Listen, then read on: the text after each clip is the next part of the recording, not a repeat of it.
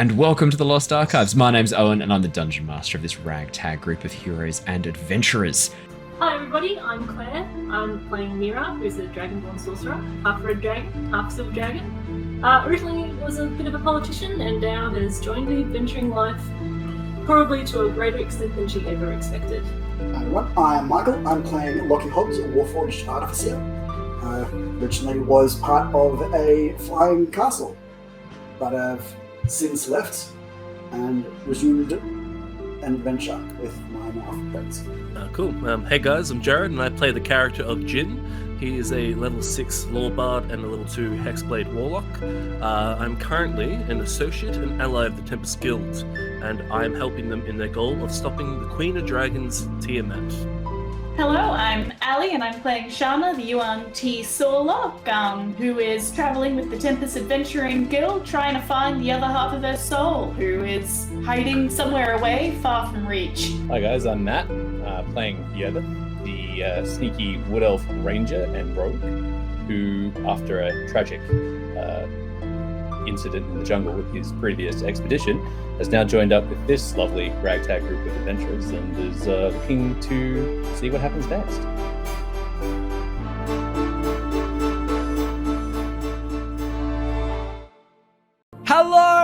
Hello everybody. Hello. Well coordinated.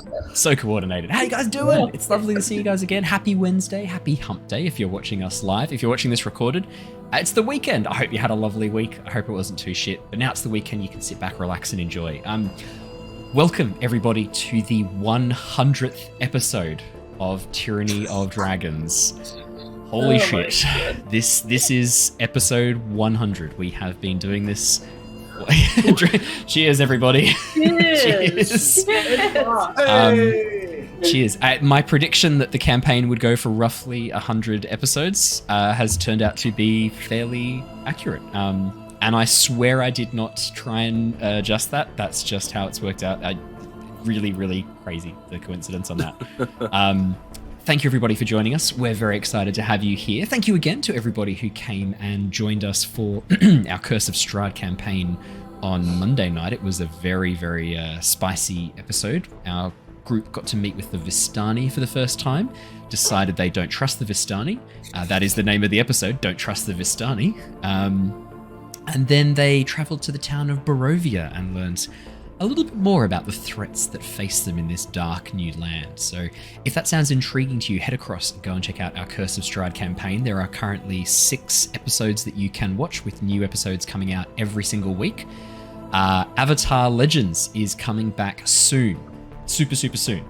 We've had our unboxing video for the all the cool rewards that you got as part of the Kickstarter campaign, and thank you to everybody who's been checking that out. Lots of really cool stuff. I've actually got it all here next to me so that we can get back into Avatar Legends fresh-faced and ready to rock and roll. Unfortunately, Ali won't be hanging out with us for the next little bit with Avatar Legends, so I will have Oki and Ahini heading off to do something fun, I think, on their own. They might have a little solo adventure. But that means we're going to have a new person coming and joining us for a little bit. Now, Archie is going to be continuing to play as the guest character Aquila. He'll be sticking around with us as a main cast member. But I'd also like to get another person in, and I'll keep you posted on who that is. I've got a bit of a short list, and I'm chatting to some people now. And I'll release some character art up on Twitter and on the Discord once we have that confirmed. So stay tuned for that. It'll probably be right after Christmas. I was trying to organise a little bit of a Christmas special, but I think that's going to be a bit tough with people's scheduling. So we'll come back with Avatar Legends after Christmas. Speaking of a Christmas special, I am currently setting up as many people as I possibly can session of Among Us, a Christmas special Among Us. I already have a whole group of streamers ready to rock and roll. I think there's about 10 people from the streaming community that I like to hang out with sometimes, the good bunch. I'm going to invite all the cast members. Cast members, this is your invite right now to as many people as possible. Accepts? Okay, great. as many people as possible among us. Stay tuned. I'll be releasing information on that ASAP. It'll probably be a Sat morning before Christmas. We'll have as many people and we'll go for as long as we can, and we will just absolutely smash the shit out of Among Us.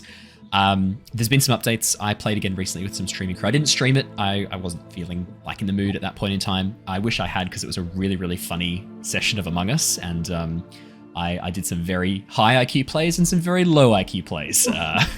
So it was a good spectrum to get back into the zone of it. So yeah, stay tuned for that. I'll have some more information coming out on that shortly as well.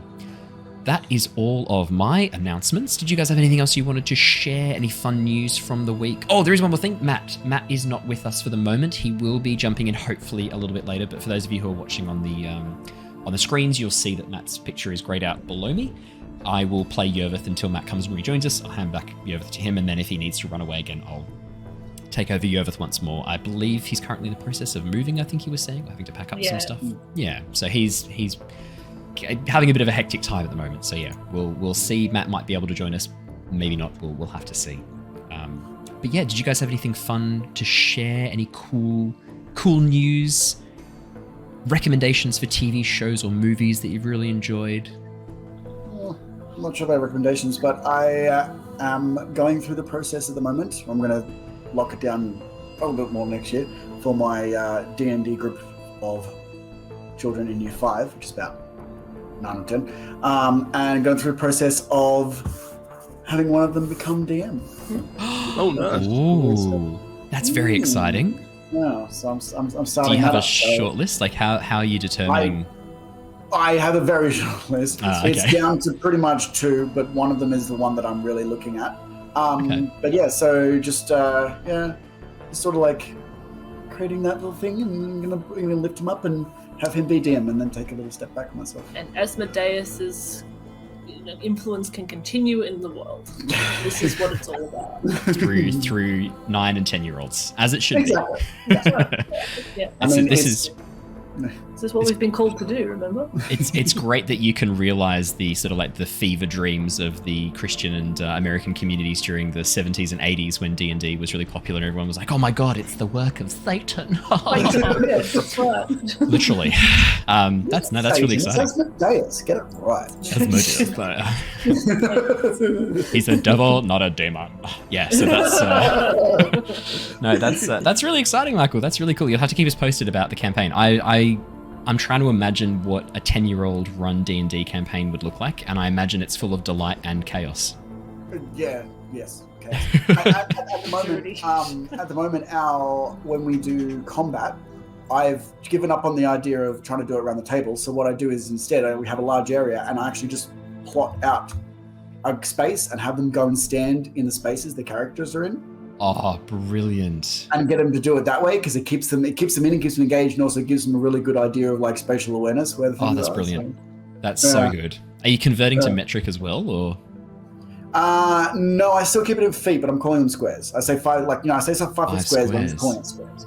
Yeah, because I did once for a group switch to steps when I was doing a bit of a younger group. Not that young. They were, I think, like mid-teens, my cousins, and I switched to steps just to make life easier. So it's like 5 steps away, or because that's literally what feet are, right? Like you think about it. So it's like 5 steps away. Yeah. So that was my little cheat. And I was like, they're like, oh, but you can reach 5 steps. Like, yeah, because you can kind of like dart forward and dart back. It's kind of like where you can move within that little area around you. Yeah. You can move and do your movements, do your actions. No, that's really exciting. Please come back and share a story from that when that's up and running, because I imagine that's going to be an amazing tale. Oh yeah, it's in very many interesting directions. Oh my god, I can imagine. Oh my goodness. Well, speaking of amazing tales, I should do a little bit of a recap to get everyone back up to speed, and then we will jump straight back into the campaign. Let me pull open my notes from last session. So, I've called this episode 100 The Beginning of the End. It seemed an appropriate name. Yeah. So we're going to stick with that. No. The journey of the Tempest Adventuring Guild, a group of mercenaries, explorers, and adventurers, has led them across the lands of Nostea. For over 3 months, they have worked to disrupt the actions of a dangerous cult seeking to release an ancient betrayer god, Tiamat, from her prison in the 9 Hells. The journey hasn't been an easy one. For every victory the group have secured, they have suffered losses as well. But now, one of those losses has been reversed. Last session, the party met with a strange alien creature known to the people of Dromethion as a flesh sculptor, Using powerful magic and flesh taken from a dragon, the flesh sculptor has been able to revive Lyra, one of the companions who had previously been lost to them. Now the team must face the greatest threat yet. Intelligence from the Harpers has revealed the location of where the cult planned to open the gateway into Tiamat's prison, Paelan, capital of the Ocean Empire. As their airship speeds towards the city, Mira, Jin, Lockie, Yervith and Shana wonder if they will be able to stop the oncoming storm, or if they might be too late. We left off last session as you were travelling by your airship, an air of decency, rapidly over the lands of Oshia, from the south elemental states and the capital city of Dromethion, northwards towards Paelan, capital of the Ocean Empire. During this time, Jin, you have used your teleportation magic to transport Lyra's sleeping form or suspended animation form, currently held in that plastic capsule of clear liquid, clear suspension fluid, back to Oxenfurt. And she is now under the care of Azure in Oxenfurt. So, Shana, you can rest assured she's in safe hands back at the guild. Over this time as well, you've had a chance to take a long rest, to rest and recoup, and also to level up. We did do a level up at the end of last session, and you all have now leveled up to level 13. Really briefly, and in a kind of role-play kind of way, that's a word, look it up, tell me, and tell the audience, what kind of things you've picked up with your level up. What are some of the new things that you've tapped into?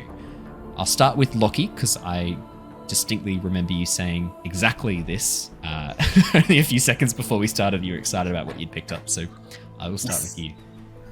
Okay, well, Lockie's been having some successes and some failures when it comes to sort of trying to manipulate sort of time and gravity at the moment. So what he's been working on and what he's managed to come up with is sort of a way to fix a spot, a space in time and space, into like a very almost not singularity, because that would cause an implosion, but like just to make a fixed point for a small period of time over an area. And what I've done is I've taken Otterluke's Resilient Sphere. Yes, great spell. So yeah, so he's kind of going to use it to sort of just like freeze that little time there. So great I can either texture for the spell as well. That's a great retexturing for Otterluke's Resilient Sphere. I like that a lot. I'm excited for you to cast that. That's going to be a really cool description. Yeah.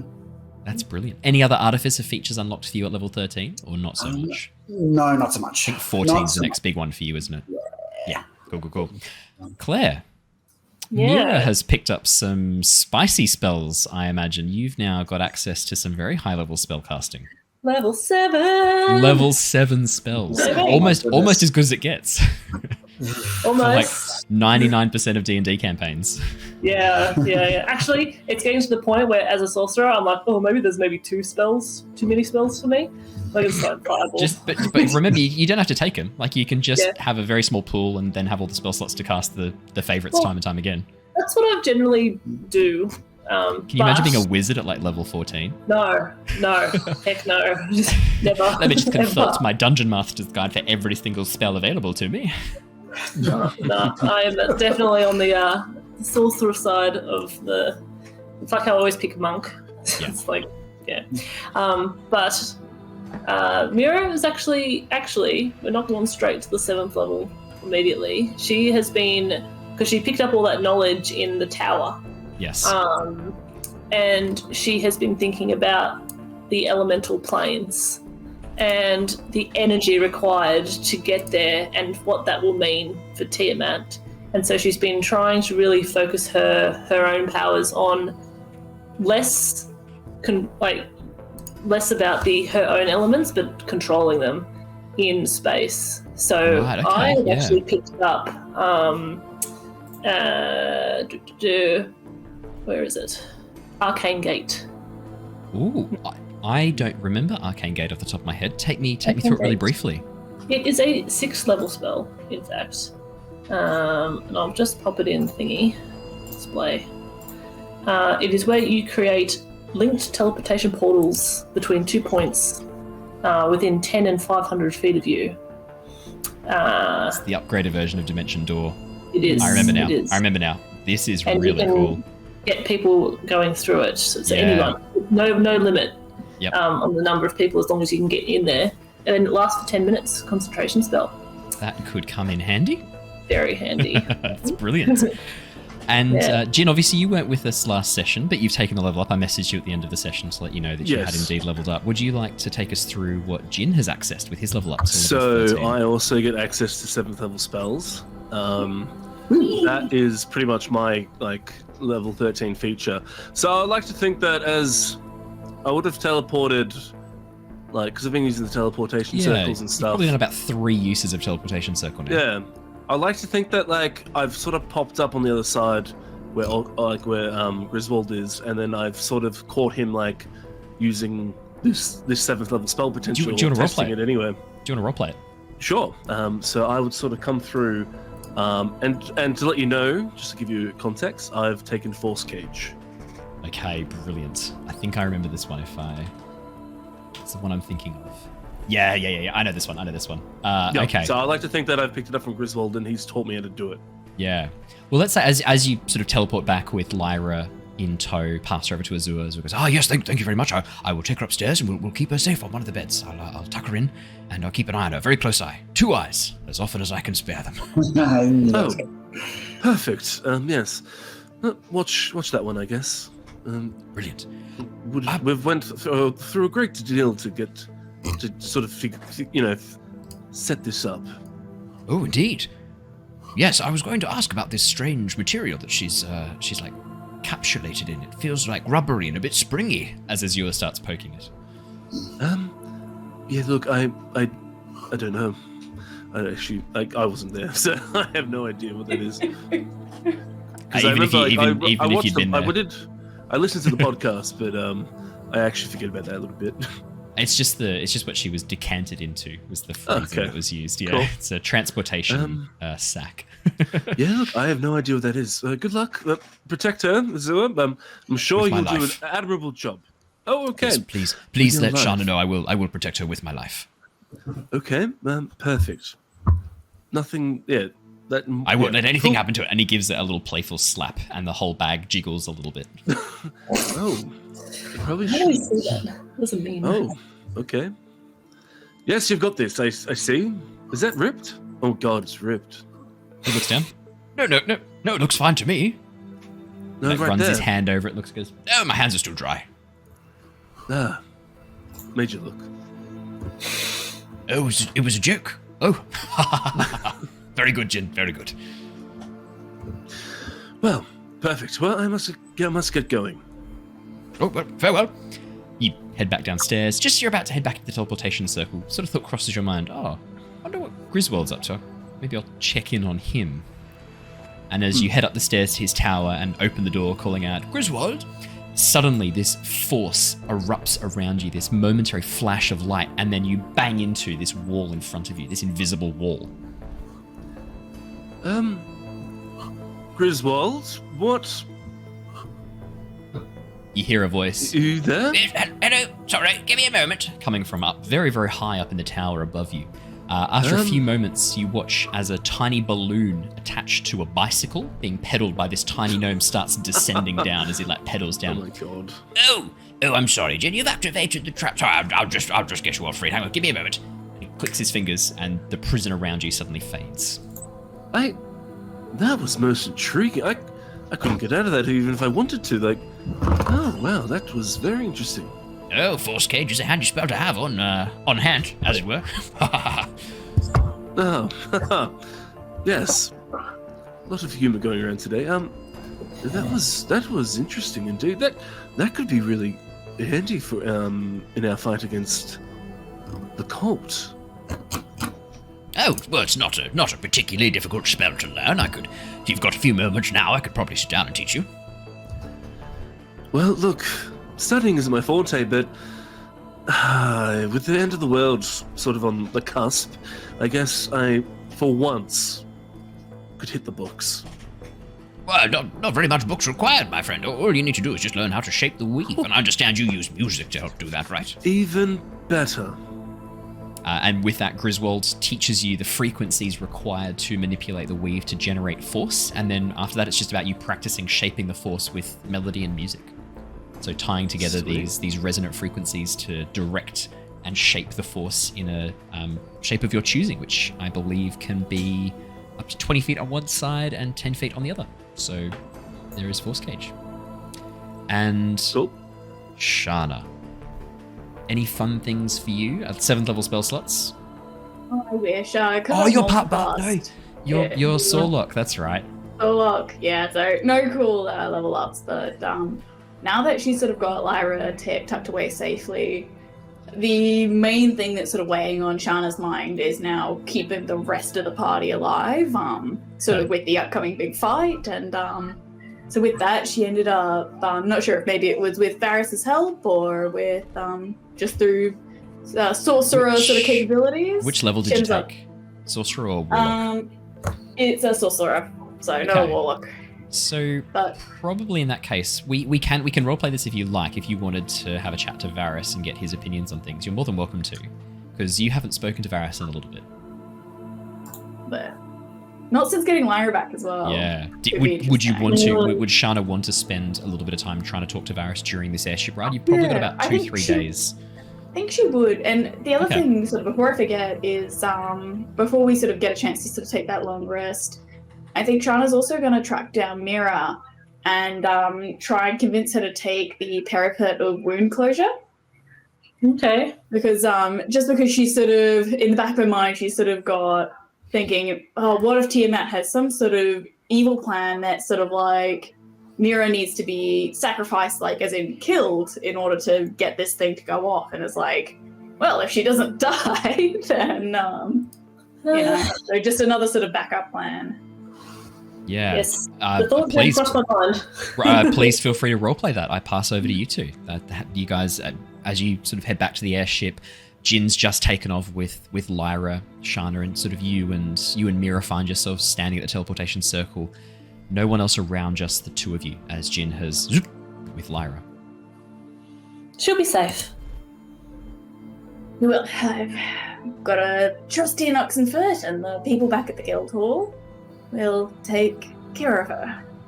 But, Mira, thanks for sitting with me before, Lyra was cooking? Let's go with that. But, I'm really worried about the whole Tiamat thing, and feel a lot better if you took this. And she, sort of thrust the, that parapet at Mira. To be like, if you attune with this, at least maybe it'll keep you standing for a little bit longer. The thought has crossed my mind. I'm actually trusting that everyone else might give me a bit of a buffer, but this will definitely help. Thank you, Shana. We got for each other. That's the plan. Tiamat should be just by herself. That's my hope, is we can kind of use that isolation. We know that the cult isn't really in her interests, or rather her interests don't really align with the cult. Do you think it would be a convincer that the cult isn't, working with the cult wouldn't be in her best interest? Or the other way around, potentially. Convince the cult? I don't know how many of them have actually met her. No. Tell me there was some sort of recording device and you could record what she was like and show it to them, that they'd believe you. That would be something. I guess that's something you had back home. Sounds like you're from a much more technologically advanced place, judging by our new friends. Way back when, but I don't know, it's different, It's, I wouldn't even say more technologically advanced with all the magic that's here. It's just things have sort of progressed differently with different requirements and necessities. And a video device would be pretty cool right about now. Video? Yeah. That sounds good. Yes, no, I will accept this. Do you have what was the other thing that we got? And Shana just sort of holds up the astral shard that's now sitting in the end of her Wand of the War Mage. Oh, nice. Combine them so that it's easier to hold. Hopefully I don't end up losing them both at once. If you do, I'll just throw it back to you. If I can. I'll keep that in mind. It falls into lava. Oh, well. Yeah. Turns into Anakin. Shana. Okay. Shana, I need to ask you a serious question. I think you've been through this course before where you have to choose between doing the right thing and, you know, sacrificing something. Any advice? Oh, on what to choose? Well, I don't know. You're so confident. You're so cool. I don't know. How do you keep cool? Like a... Oh. Well, the secret is, it is all completely and utterly fake. And behind this facade, I'm scared shitless half the time. But, you know, it's what you put on the outside. And, you know, if other people don't know that you're scared, you can sort of usually get by the skin of your teeth. Maybe that's not the greatest thing to do, but, you know, it's worked out for me so far. But sometimes it's just, you know, gritting your teeth, holding on, and hoping that things are going to work out in the end. Or if not, you'll be dead, and so you won't have anything to worry about anyway. And there is, what is your alignment? Chaotic neutral. Sums up chaotic neutral nicely. Yeah. Okay. Yeah, it's, you know, I think you need to sort of have a good think and deep down know when the time comes and you need to make the choice that's between the right thing or the thing that you think is right.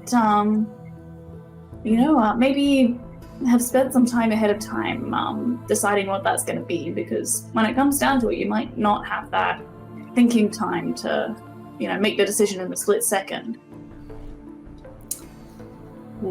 That is good advice. You do give good advice, even if it is all fake. I try.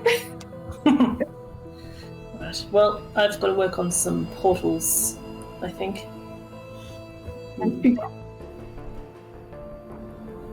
Alrighty. And with that, Shana, you pass over the parapet of wound closure. You're feeling a bit more confident in Mira's ability to survive the oncoming challenges, shall we say. And as you head back to your room to bunker down for the evening, Jin returns. The rest of you have dinner, have a bit of a chat, and then as you head off to bed, you realise as you sort of sit down in your room and sit down in your bed that you haven't spoken to Varys for a little bit. Do you reach out to Varys, or sort of... She's probably in her room, and probably on her own for the first time, you know, where there's, you know, it's not just quickly ducking back to grab something between heading out again or something similar. And she sort of sits down, catches her breath, and so has that moment where, you know, she goes to think, oh, I should be studying or, you know, seeing if I can come up with a different way of getting Lara back, and then realizing that she's already home and just sort of, oh, that's right. And then she sort of thinks, it's like, oh, well, you know, wonder if Varys saw what, you know, the creature that we were talking to, or if he's met anyone similar before. And yeah, sort of in that roundabout way that you sort of do when you don't have any particular task and you let your mind just sort of wander around, that she ambles onto sort of the topic of Varys and sort of thinks, oh, right, and sort of, you know, sort of thinks in that contacty way that she sort of does. It's like, oh, hey, you're there? You watch as eyes open in your shadow. These hollow points where the shadow just disappears, opens up into these two eyes. And then your shadow rises from the floor, taking on a familiar form, the elven form that you've seen previously. But this time, His skin glitters like a constellation of stars. Hair, much longer, flows down around behind him, and you can see galaxies and nebula whirling in his hair. And now, the draconic form that he took on right back when the Drakhorn was destroyed seems to have begun manifesting again. Hands now these clawed talons, horns curling up from his head, parting through his hair, and a long coiled draconic tail. And as his eyes open and he glances towards you, he goes, "Ah, Shana. I hear you did something very cheeky. The Feywild are not pleased with you, seelie or unseelie." No, just add it to the list of peoples that I've pissed off recently. I thought it was pretty cool, personally. You might want to watch your back. The Fey are not to be trifled with, my friend. Not to be trifled with at all. And you've really ruffled some feathers, shall we say. I mean, they were expecting her to go through a gateway that, Yes, a somewhat larger gateway than the one you opened. Well, I mean, I never made any such promises to them, so... Oh, no. Nothing you need to worry yourself about. Well, there is, though. You see, even if you haven't made a promise to the Seelie or Unseelie courts, they still see you as an obstacle now to their desires. That's not necessarily a place you want to be, my dear.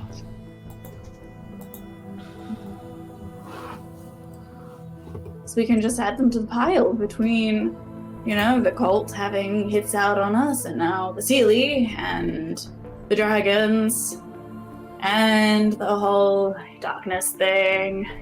But, yeah, I mean, hey, we got it back. You did, and congratulations. I believe are in order.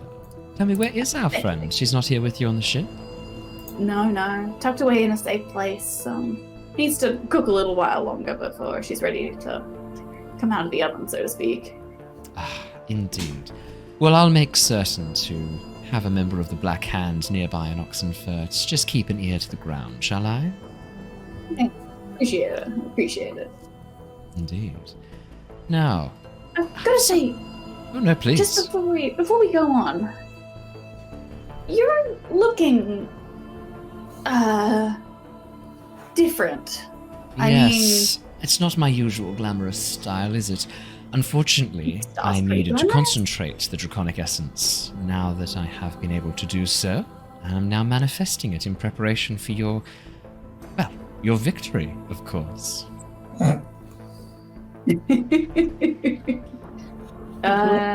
When we successfully get rid of Tiamat, or... Oh, if everything goes to plan, you won't even need to deal with Tiamat. If you get everything in position, I'll be able to slip through the hole created for her. And then, yeah, absolutely. Problem solved. I get what I want, you get what you want, everyone's happy. Except Tiamat. Situation. But fuck Except Tiamat. Yeah. From what we've heard, she doesn't sound too nice. Oh, niceness doesn't come into it. She's a god. A god of strength. And now, in your minds, a god of tyranny. No, I think she's best where she remains. I don't need the competition. Is that the only reason you want her to stay sealed? Just the competition?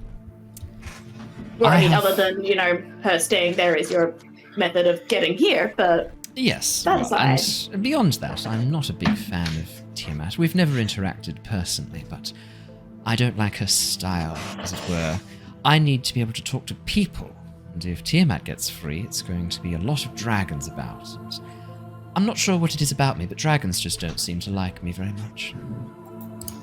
Have you tried since the new exterior? You know, I haven't, but I do suspect they might think I'm making fun of them. I would not want to be accused of mocking somebody. If you ever get the chance to mock Tiamat, man, do I hope I have a front row seat to watch. Yes, from a safe distance away, maybe beyond the gates of her prison, perhaps. On the other side of the galaxy. Yes, indeed. Now, we need to talk through what I need you to do when we arrive at the ritual chamber. I'm going to need a little bit, just a little bit of your blood. You want it now or later? Oh no, not right now, please. I don't want to touch the stuff. If you could head down as well to the lower decks and grab that core that you've been keeping so safe in that lead box of yours. You'll need that with you as well. In fact, if you could grab that now, I might be able to start the attunement process, as it were. Be a dear, scuttle down and fetch it for me. Or slither down and fetch it for me. Ha ha ha ha, and she sort of starts making her way down to the engine room. Varys follows you, floating along beside you, but is invisible to everybody else on the ship. As you head down, you see Arvel still tinkering away with one of the engines, and as you step in, he looks up. And Lockie's there. Lockie's there too. Lockie and Arvel both look up. Lockie goes, Yes, well, I was wondering if perhaps we should take a bit of... Oh, sorry. Shana, greetings. Sorry, Lockie and I are very focused on this task. We think we've discovered a new direction to thread this coil through to help boost the engine output capacity by, I'm thinking, at least 7.5%, Lockie. Your calculations? 7.5? That feels correct, but I think we might, if you would forgive me for just a moment for disagreeing, be able to wrench even more out of it if you added this wire. I just want to be careful of overloading the system again. You remember last time we tried to push things a bit too far. We shorted out one of the rear engines. Sorry, Shana, please. I'm sorry. We're very focused on this and distracted. Was there anything you needed from us? Okay, I was wondering. I need to get into the core box. I picked up a new spell, and I also want to try something new with that core now that we don't need it for Lyra. Do you guys mind if I take it? Well, actually, I had an idea of it, because, you see the elemental shield, because we're going to be facing, dragons. I thought that I could, now I don't need to use it for Lyra, maybe I could use it to boost that and perhaps give protection for the entire ship. And then she's sort of split, As you pause, you watch as Varys sort of turns and cocks his head and looks at you very expectantly. It's like a panic, and she's like, I'm just trying to figure out how to phrase it. So, I gotta say, it's... The reason why I want to try taking the core is to see if it could help my patron help us with the whole Tiamat situation. You'll forgive me if I seem abrupt, but help us or help himself? Probably both. No, definitely Probably both. Do you actually? Definitely both. You didn't seem sure. Well, sure that he definitely was gonna be helping himself, or only probably gonna be helping himself? No, he's definitely going to be helping himself. I mean, probably going to be helping us, definitely. I mean, there's a very fine line here, my dear. Yeah, I know, but hey, snake's gotta do what a snake's gotta do. And the theory is that we're working on is that if he has enough power to be able to sneak through the gate and use the power of the summoning spell instead of Tiamat, no Tiamat gets summoned, and there's another god here, but hey, we don't have to fight Tiamat. And we'd be replacing it with Varys. Far fewer heads. Varys looks at you, this withering glare, and then Lockie, you watch as manifesting in front of you, slowly at first, but the shadows begin to coalesce, and Varys steps out of them in this, it appears to be a very solid, very present form. Arvel, this large lion man, turns and goes, "Oh my goodness," has never seen Varys before, does not know anything about him, as Varys steps out of the shadows. The draconic form is a lot less in Lockie. This is more how you saw him when he spoke to Jin, much more of the elven features coming through. And as he steps forward, he goes, "Really? I'm trying to help. Yes, I'm going to help myself. Of course I am. You don't do anything for nothing, Lockie. But I am trying to help you. I don't want Tiamat here any more than you do. And as I said, my interest is in learning the Giant's magic. After that, I'm gone. I'm not even going to be hanging around on Nostea for much longer after that. I just need to learn how to do their special planar travel thing, and I'll be out of your hair. Or gears, as it were. Tell you what, Lockie, you like giant magic, don't you? Maybe I could work with you after this is done. Uh-huh. I think you'll have to forgive me, but I prefer to put my faith in fundamental principles rather than your ego. My ego is hardly fundamental. Please, Lockie. I just want to help. He raises his palms up. I'm not even going to get upset about that. It's probably fair. Look, I present in a way that's a bit more brusque, a bit more fun. You would much prefer me to Tiamat. I promise you that. See, that feels like a truth, but it also feels very much like a half-truth. You know, one of those half-truths that clever people use to try and trick other people? And they say Lockie, something sort of true. you're a clever construct, aren't you? You've got clever cogs inside of you. Tell me, ask me some questions. I will answer them as truthfully as I can. And I will be honest, if I can't answer a question, I'll tell you why.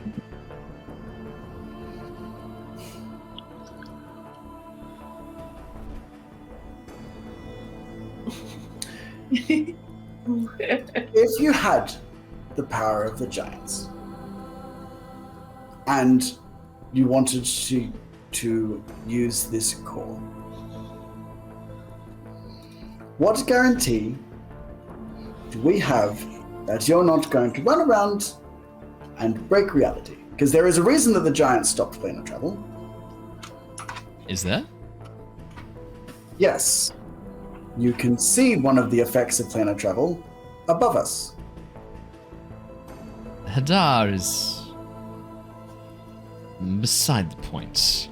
My interest is in getting away from that monstrosity and that taking worked so well for you last time. it. Indeed, it was. Well, I mean, I'm here, aren't I? It was a bit of a success. And again, I want to phrase this, and Shana, you've got to back me up here. It's not my fault if you don't listen to my instructions. We can't hear you, Ali, sorry. Yeah, I mean, again, the destruction, explodey part was on me. Hadar finds all eventually, I guess, or maybe we just had really bad luck. And I have a way around Hadar, and for that, I need access to the giant magic. Oh my goodness, I can help you yet again with the Hadar problem. Oh, I'm such a helpful fellow, aren't I?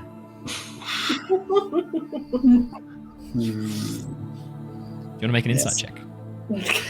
Finally! I mean, you're just nodding, and I'm like, do you want to?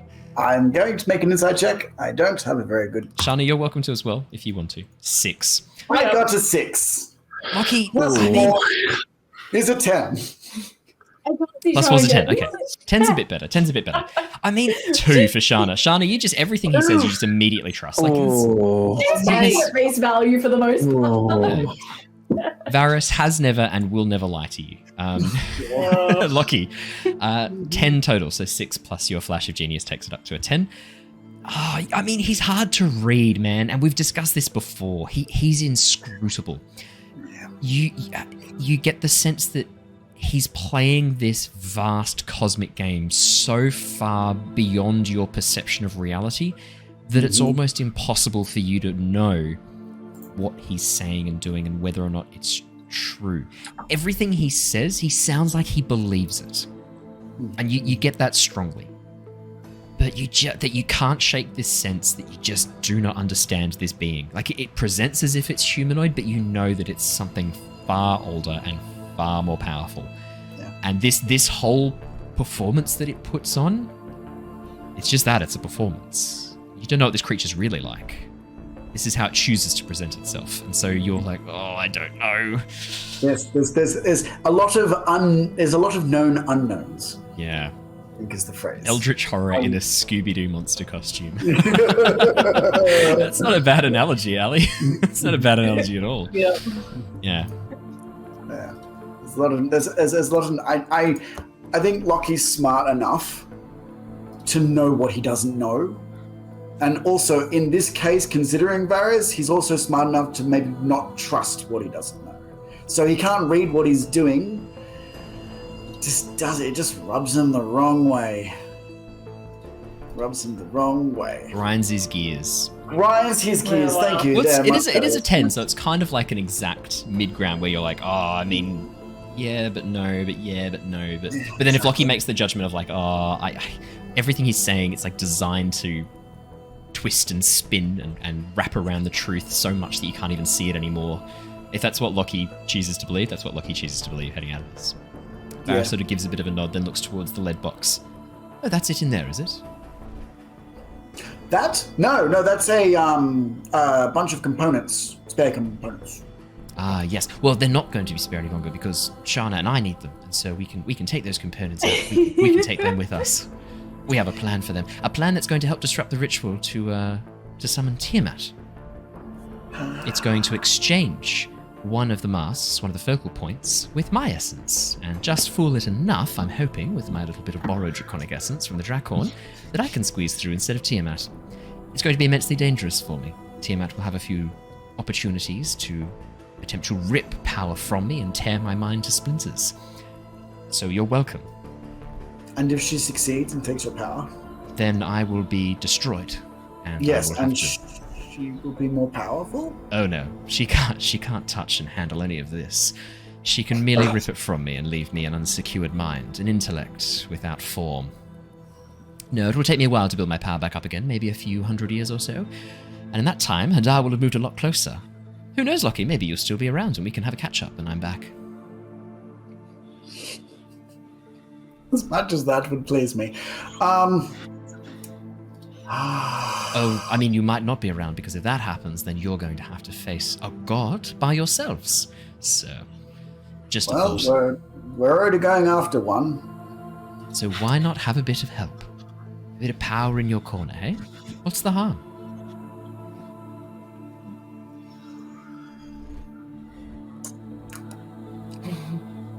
I don't like this.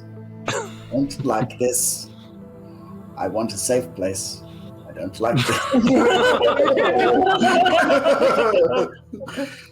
Clip that. I want a safe place too, Lockie. That's what I want as well. A safe place.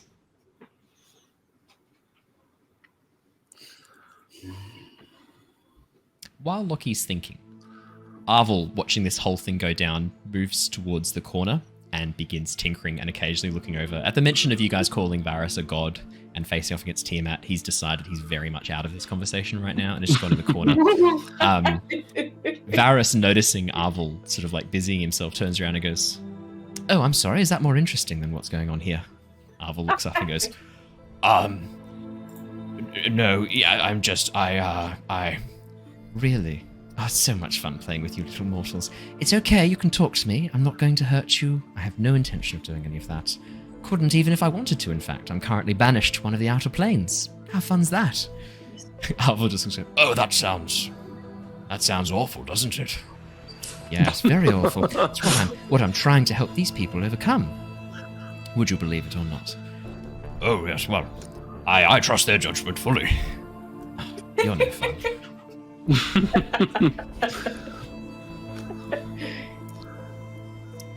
Lockie, what are you thinking? There's a few things going on. Yeah, take us through. Because he's trying to weigh up the risk-reward of the possibility. Because the reward, if Varys is to be trusted, is that they'll have a little bit of some help in the coming fight, which they do need. The risk being it gives him a bunch of power to do something that Lockie has no idea what it is. Another possible reward is if he does fuck up and get messed up by Tiamat, that's a problem solved for a few hundred years. The other side of it is there's some things that Lockie's has ideas for this for as well. And there's some things that would actively benefit the party if he had access to this. And then also actually is he does the Giants' magic and their secrets. Because he wasn't bullshitting when he said there's a reason that they stopped this. And there's a reason they didn't want the gods here in the first place. Do you know what that reason is? No. No, he doesn't, but he trusts the giants a shitload more than he trusts Varys. That's fair. to sort of not to see if it sort of sways him at all, but I think Shana would probably try and sort of bring up this Lockie, do you realistically think that if Tiamat comes through that we would be able to fight her and win? I mean, I'm not even talking win in the sense that we all survive. I'm talking win in the sense that she doesn't come to power and take over Nostea. Do we have another option? I don't know.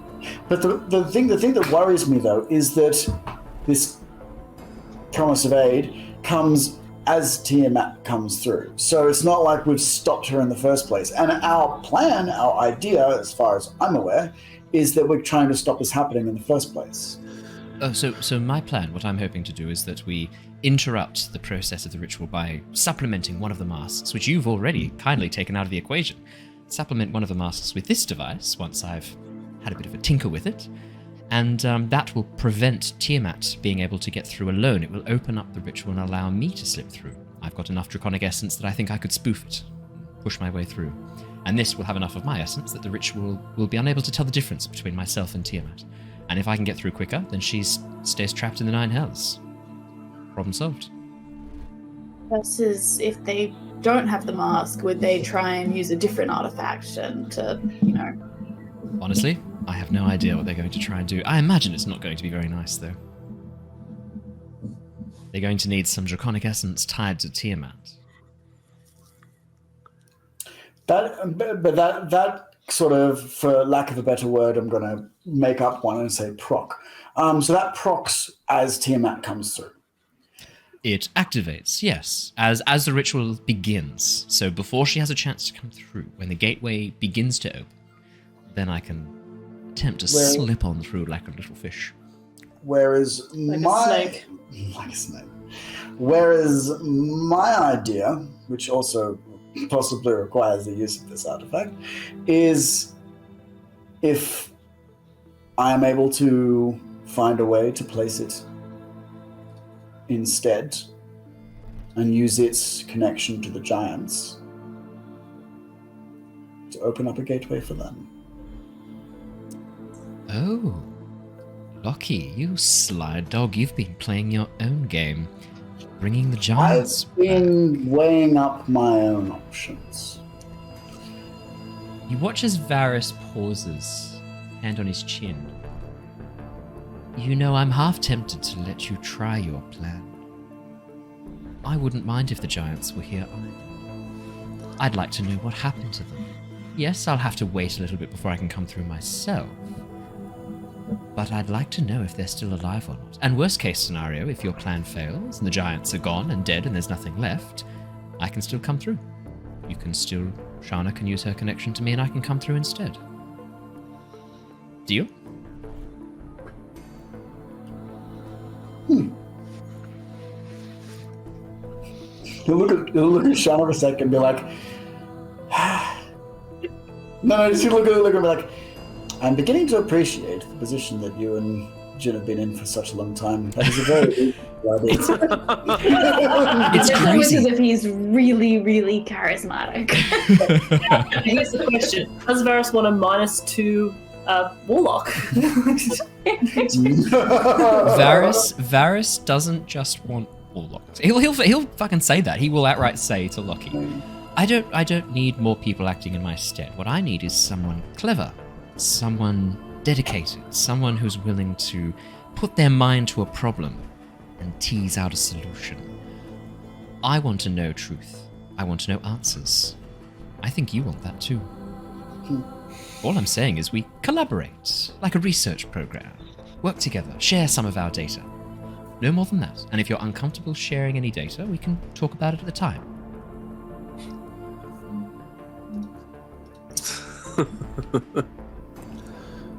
Sounds good. I never thought I would say this because I had a lot of resentment towards you. but I think we have an accord, at least for now. Brilliant. Shana, No. turns out we don't need access to the item for the moment. We'll let Lockie try his plan first. Unfortunately, it means you're going to need to do something else for me, and it may sting just a little bit at the time if Lockie's plan fails. Just a little smidge. 20%. Wonderful. 20% of your total life, I promise. No more than that. I 20% believe you. Oh, come now. It's got to be a little higher than that, surely. At least I've earned an extra 10. Come on. Fine. 30% believe I you. didn't even wink at the end of what I said. Come on, I'm trying my hardest to be sincere here. Deal's a deal. I'm still planning on holding up my end of the bargain. Brilliant. We'll see if we can do something about your legs as well, Shana. I know that you've had a bit of an adjustment with this snake-like body, and you were so focused on getting Lyra back with the flesh sculptor. Notice you missed a golden opportunity to maybe get your old form back. We can talk once I'm through. How we might be able to rectify that situation. Maybe give you the option of changing between the two. How does that sound? Be kind of cool. I mean, to be honest, I've kind of gotten used to it. Other than the whole ladders and chairs situation, Yes, but and ropes and ropes and rope ladders especially, and holding on to pretty much anything. But other than those things, and swimming. Well, isn't this wonderful? Look at all of us working together and getting along. Lockie, pleasure. And he holds out a hand to shake. I'll offer him a fist bump instead. I don't actually want to shake his hand. He looks at you, raises a quizzical eyebrow, closes his hand and gives you a fist bump, and just passes partly through as he takes it away and goes, "Really? Well, this is going to be fun. I can already tell. Say hi to Jin for me." And then you watch as he fades away into nothingness. Oh, goodness. I don't know how you put up with him, Lara. Sorry, Shana. Well, honestly, sometimes you don't have a lot of other choice in the matter. I know. It's the old rock and a hard place kind of situation. Yeah. I feel like I want to take an oil bath. Yeah, you get used to it after a while. Yeah. Wait till he starts jump scaring you. Oh god. He'll figure out very quickly our reaction spells. Lockie, could you make me an Arcana check, please? Yes. 21. Just for a moment, only for a moment, when you fist bumped Varys, your core, just for a moment, vibrated ever so softly, as if reacting to something. Seems okay now, though. It's all over again. Oh, I just got out of that terrible relationship and now I'm falling into another one. With a 21, as you sort of run a bit of an internal diagnostic, you get the sense the core was reacting to Varys, not the other way around. Not Varys influencing the core, more the core reacting to him and the power that makes him up. There was a brief momentary shudder within the core, a tremor, as if the power, the elemental power that powers the core, was coming into contact with a frequency of magic or a type of magic, its exact opposite. And that moment, the two alternating frequencies caused a shudder, a little tremor through the weave, just in this local area. Oh. Interesting. That was uncomfortable. Brilliant. Was there anything else you two wanted to discuss while you're downstairs, or just you both sort of like awkwardly look at each other, give a bit of a nod, and then head back up in your separate ways? Shana will make sure that she's told Lockie that Mira has the parapet of wound closure and how it works. Okay, cool. And she might even sort of let him in on a secret, and it's sort of like, Lockie, it's speaking of hard decisions, before we, and like she's sort of making sure that she's like not over her, like, you know, there's no one else in the hallway, or Arvel's standing there, and as he like sees you two having this conversation, he sort of like gets the hint. So I'll go check the manifest and the inlet pipes up on the top deck. Yes, thank you, Arvel. Arvel Much sort of appreciated. shakes his mane, pulls it back over his head, and then walks upstairs, tying his mane back behind his head into a little top knot. He's a good sort. Yes, sorry, you were saying? So with the whole Tiamat thing, so you've seen as much as I have that Tiamat has a very specific interest in Mira, and it possibly or probably has something to do with her resurrection. Like, you know, you're sort of thinking along the same lines? Yes, absolutely. I mean, there was that weird moment with possible bloodline thing going on, but yes, I believe her. Yeah, I believe her. Her interest is mainly about the ritual. I don't think Tiamat actually gives literally flying fuck one way or another about Mira as a person. Yes, which does pose us a problem coming into this conflict. Lucky, that might be partially why I made sure that Mira has the parapet. Mm-hmm. I'm thinking that if it's a split section activation, Mira's standing in the wrong spot at the wrong time, and it's enough to trigger the spell and get Tiamat to come through and, you know, blah blah blah into the world stuff. Yeah. I think if it comes to that, I'm probably going to try and throw a couple of sizable spells at Mira and try and take her out so that she can't be part of the thing. I'm hoping that the parapet of wound closure is going to stop her from dying and just keep her in that spot between life and death, and maybe we can have the best of all worlds. I wanted to see what you thought of it before I did it, though. It feels like we're back at the manor and with the dragons and, you know, the guard, and I don't know. I know that we can't let Tiamat come through, but I don't want to hurt my friend. Yeah. That is a hard decision to make, Shana. And, well, a large part of me applauds you for thinking that, and also thinking of ways to keep Lara around. I'm sorry, words in my head. Mira around. Not the friends we don't want to lose. I mean, unless you have, I know you've got your spot switching doohickey time dude. Can you slip one of them into her cloak or something? I have many of those to spare, so yes, I can absolutely use one of those. Also, I have been working on another idea that is largely defensive, but in the clutch may be the difference between victory and failure, depending on where I cast it.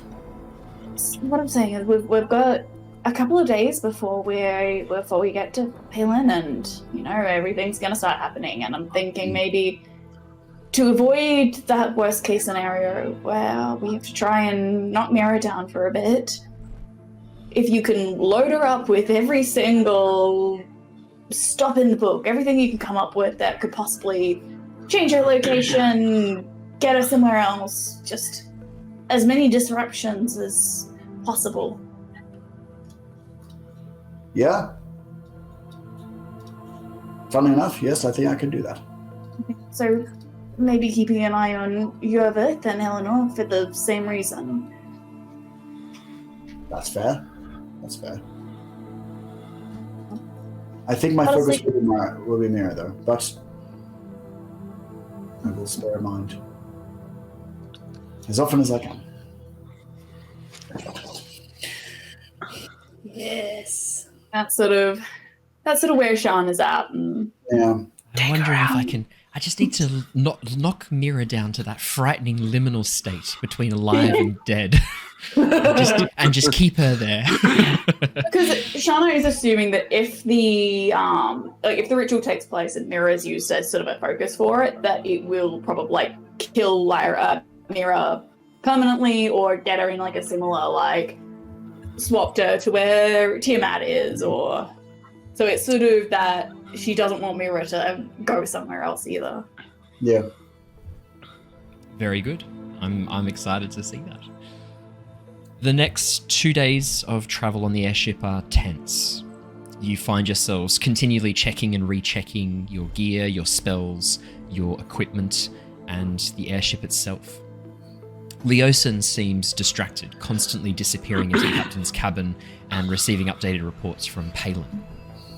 And on the morning of the third day, when you're only a couple of hours away from Paelan, Leosin bursts out from inside the cabin and calls down to all of you. Yeah, I really need to speak to everybody. Everybody up on deck, please, please, please, please. Right now. I will cast the alarm spell if I need to. Please wake up. Come on. As he begins calling out. I'm assuming all of you sort of rush onto the deck of the ship. What time is it? Early morning, about sort of 7:30, 8 a.m. Okay. Yeah, Jin will get onto the deck, very fatigued, looking very tired, like he hasn't got the full sleep. What is it? I don't like to be disturbed while I'm sleeping. As you look at Leosin, his face is pale, eyes with dark bags underneath them. And his normally bright, sort of hazel eyes seem a bit dulled, a bit grey. You watch as he runs a hand over his face, sort of pushing down, and looks at all of you. I just got a report from Sorceress.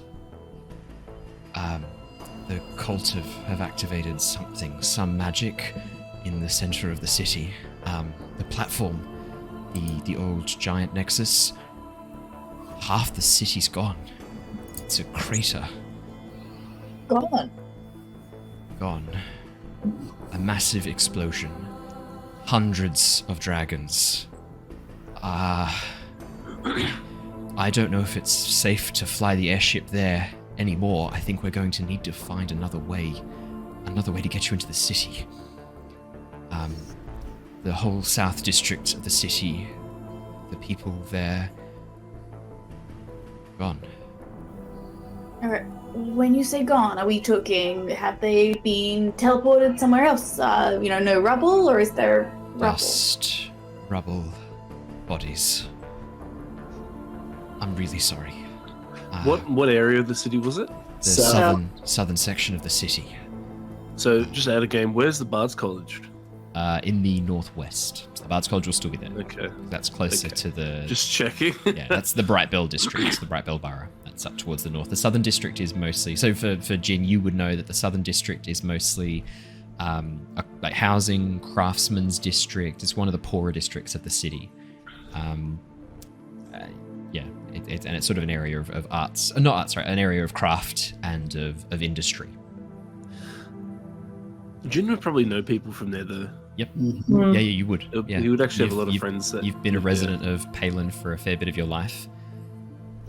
You can see Leosin seems shell-shocked. Sorceress is trying to locate a teleportation circle for you. Apparently there's a wizard, an old collector who apparently has a teleportation circle. She's trying to get to him now. The city's in chaos. I don't know what this was, this magic, but there was a flash of light in the sky, and this enormous object plowed into the city from above. There's a massive crater now, where the southern district used to be. We don't know. A skyship, I don't think, could do that much damage. This seems to be moving very fast. They said there was a bright flash, and then silence, and then this deafening roar, and then it happened. The dragons came from everywhere. Chromatic, metallic, big, small. They've taken control of the city. It's in chaos. Some of the larger dragons just began burning districts with fire, with lightning. Does the report say, did the dragons teleport in with the flash of light, or were they prepared and ready? They were flying in. I'm not sure, Sorceress. She didn't have much time to get across a message. She simply said that they appeared during the impact of the collision, the attack. They appeared from over the Frey Lake, emerging as if from the water itself. So I'd say they had planned this. How long ago did this happen? 3 hours. Would anyone else know this? Would any other cities know this? Yes, Sorceress said the Harpers immediately contacted every member of the Harpers they could. The message has gone round. Oxenfurt, the League of Adventurers have been informed, she said, and they were rallying a group of any available adventuring parties to try and get to Paelan as quickly as possible. The message has gone out to get to Paelan as fast as possible. Okay. I think we might need some help. More help. I know Chiari have been through a lot, but we might need them on this one. I can. It's okay. I can deal with that right now. Oh, brilliant. I have a third level spell called Sending. Ooh, who would you like to send to? Just trying to remember who we used to deal with.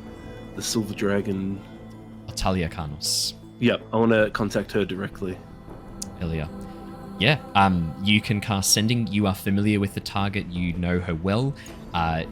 You can automatically cast this. Now, with Sending, she doesn't know who's attempted to contact her, does she? Yeah, she will. Oh, she does know? Okay, brilliant. Yeah, then she won't try and block it. Brilliant. So you concentrate and send this spell. What do you say in 25 words or less? Okay. Cults have taken Paelan. Cults have taken Paelan. Whatever help you can send, please send it. The world is in danger. I think that should cover it. Yep, that's 16, so you are well and truly fine. As you send that, can she respond? She can. Yes, she can. You hear a response immediately, Jin. You hear a response immediately in your mind. Already informed. Help is on the way. Coming as fast as we can. Protect Mira. Okay. Is anyone... Okay. Anyone else? Do we have anyone else we need to contact? Any other allies we can bring in?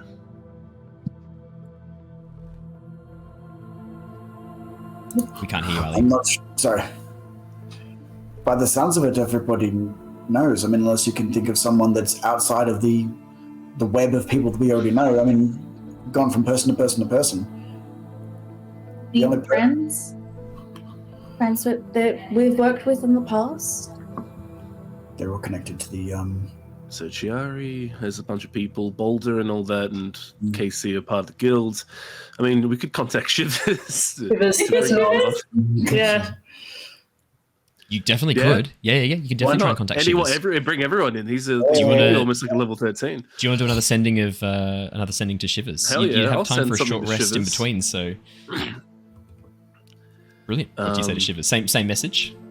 Pretty much same thing. We'll keep it simple. Oh, that does not sound good. I will come with many cats and much magic. Amazing. Oh, there's so many people we could talk to actually, because we could even ask The druids. The druids, yeah.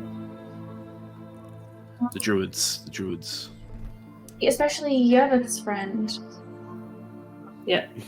So Yervith's people should be contacted from because they're Oxenford. Who are the druids? No, the ones that Lyra kind of... The ranger, or what was he? Yeah, what was his name? Oh, the Emerald Enclave. Yeah. That's a good question. Did Sorceress send anything to the Emerald Enclave at all? She said she had sent a message to the council. anyone who is in attendance at the Council of Oxenfurt hopefully would know, but I don't think the Emerald Enclave are in favor at the moment. Remember, They've Lord been kicked Dagolt, out. Neverember, yeah, he was suspicious. He, They'll have to be The Duke. I think the Duke has a lot to answer for here. Personally, I think he is behind. Before you sacking speak of too Paelan. quickly, I do know that he is dead. He was in Paelan. Oh, what? He's one of the confirmed casualties.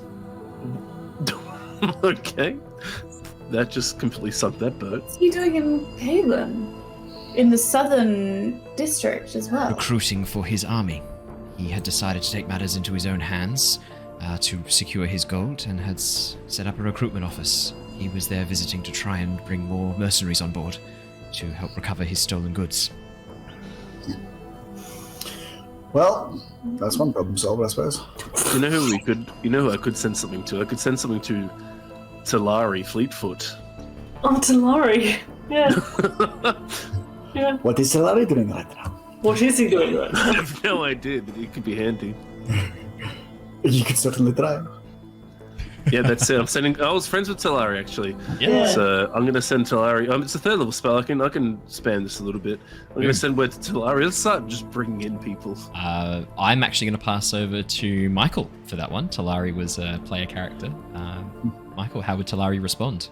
That's pretty much it. It's just Avengers Assemble. Avengers Assemble. Yeah, that was a- and Balthazar. Don't forget Balthazar as well. Balthazar's on the He's- ship with you. He's on the ship with he's you. with Oh, he's on with us. I Oh thought my god, that sounds awful. Yes, I could cast some spells. I can do some wham Can you bam. teleport us right there? Could you teleport us in?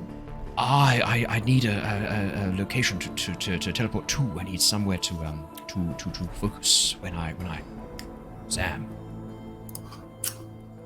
I want to hear what Talari would say when Jin Yeah, contacts me. So, I would say- On your I have left. 16 words as well. I'd be like, hello, friend. Haven't spoken for a while.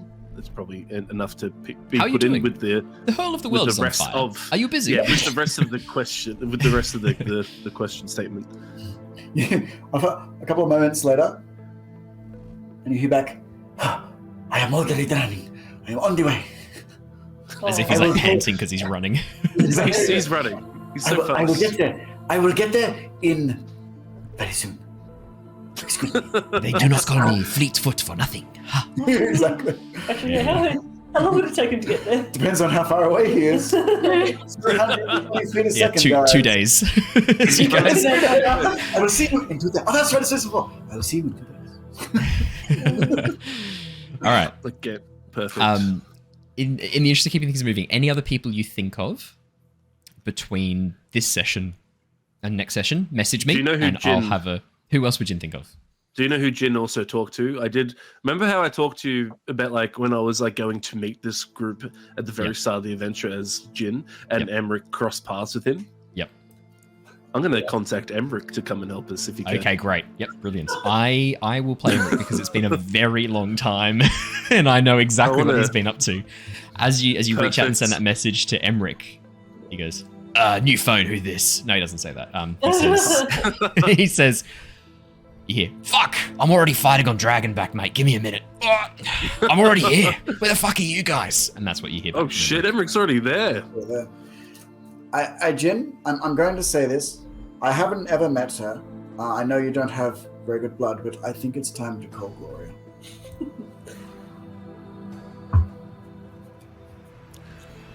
I think we'll be fine. Lazarus?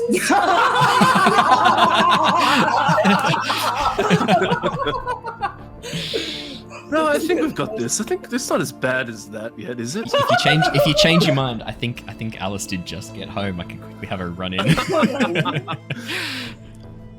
Jin looks off for a second. Like he just starts like grimacing, like panting, and he gets up, walks back and forth for a bit, and he looks at Lockie and he goes,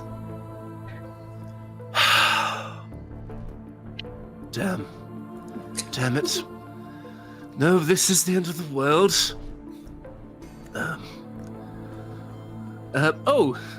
Did Sorceress get onto Glory at all? Oh, I'm not sure, but I mean she's based in Paelan, isn't she? Oh. Well, I better. Damn it. Okay, I'll send her something. Hi, Gloria. I don't know what you're up to, but we're coming to Paelan. Things are shit. She responds with, you hear immediately back, no hesitation. Noted. Infiltrating cult as we speak. Watch your back. Oh. Actually, she's got more words. They know you're coming. They know where all of you are. I think she can just fit that in. Oh. Okay. Okay, cool. Oh, awesome. Okay. So, good. I think that's all the people. If you've got any other ideas, let me know. Lockie, Mira, Yervith's not Yervith, come here. Shana, come with me for a quick second. Just come into my room for a quick second. We'll be right back. I invented this really nice song that I want them to have a look at. Follow me quickly. So who's excluded from this little party? It's just us four. Just the party. Just the party. Plus Yervith. So if because I know Leosin's on deck, and there probably would be some of our shipwright, the pit deck. Yeah. Grisha's up on deck. As is Corvin. They're both there as well. Arvel stayed down to keep the engines running, but as they hear this, they immediately get to Corvin running up, and you actually hear Corvin call down from above as you guys talk. Smoke on the horizon. Looks like a large one. As the king Raven folk calls down from the crow's nest. I'm going to get everyone quick as I can. I'm going to quickly write down on a piece of paper because I don't want to say anything. And I'm going to go, I'm going to write down, Gloria told us to watch our backs. The cult already knows where we are. We may have a traitor in the mists or a mole. We're not sure. You hear a massive clang as Lockie face palms himself. And the gears in your hand get a bit caught, ding, ding, ding, ding, ding, ding, ding. Like a bell. He goes, and he goes, and then he runs out. He runs out. You watch as Lockie bolts. Where he bolts back down to the engineering room and picks up that frickin' the thing they were using to track us that we got. You know, the one with all the little things in it? The silver dial that you could use to locate where people were, yes. Yeah. Now, is there a way that he could use... I could even sacrifice a spell for this. Ooh. Either use mending, or if that's not going to work, sacrifice a spell for... What is it? I just saw it. It's creation spell. Not identify. Good idea, but not. There was a creation spell where I can actually make shit. Fabricate.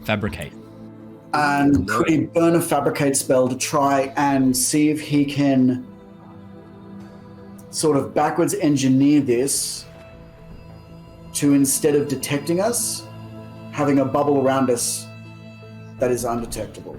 Ooh, let's have a quick look. So fabricate lets you create a large or smaller object, giving a sufficient quantity of raw material. Creatures or magic items can't be created or transmuted by this spell. Testicles. So as you... Lockie, it's a great idea. We might have to throw it overboard then, at least. Oh, is it actually tracking us? Well, this one, they used it to get to us. I'm assuming they have another one. Yeah. Did this pop up last session? Yeah. You guys found it on the body of the guys who came to assassinate you. I'll sort of follow. I think we all follow. Yeah. Lockie's gonna bring it back. Hold on, Lockie. Okay. So I know you wanted to do something with it. It seems like that's not possible. But could I put it on my mount, and then he can fly off a mile in another direction, and they think we're coming from another way? They're not tracking this. This item was tracking us. I'm just thinking they had another one. So I was hoping to see if I could use this one to fuck with the other one. Yeah. Okay. So how does this work? Well, each of these sections has a gem that was attuned to each one of us. You're the black one.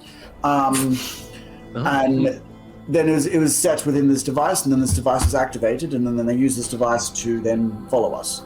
So I was holding on to it because I was like, well, if we can get something of theirs, then maybe we could track them. But I think it'd be better off Trying to confuse them. Because if they know where we are, I'm assuming this is how they're doing it. Right, okay. So how do we go about doing that, confusing them? Well, I was hoping to try and see if I could spell my way out of this, but... Could you not just fidget with it? Just, engineer it? I mean, I could try and futz with it, yeah. Yeah, I could give it a go. If you do that, I'm going to give you a quick bardic inspiration.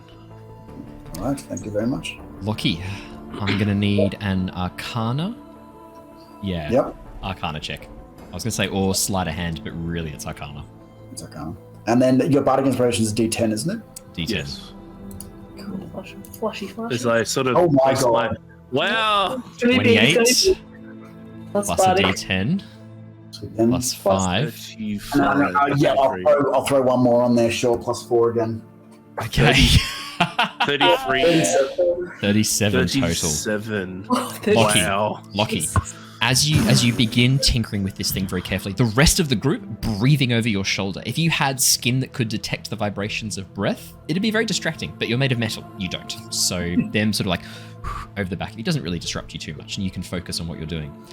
The first thing you realize is that as you begin taking this thing apart, it contains a little bit of biological matter. Each section, a little glass slide containing a droplet of blood, or a hair, or in Mira's case, a small scale.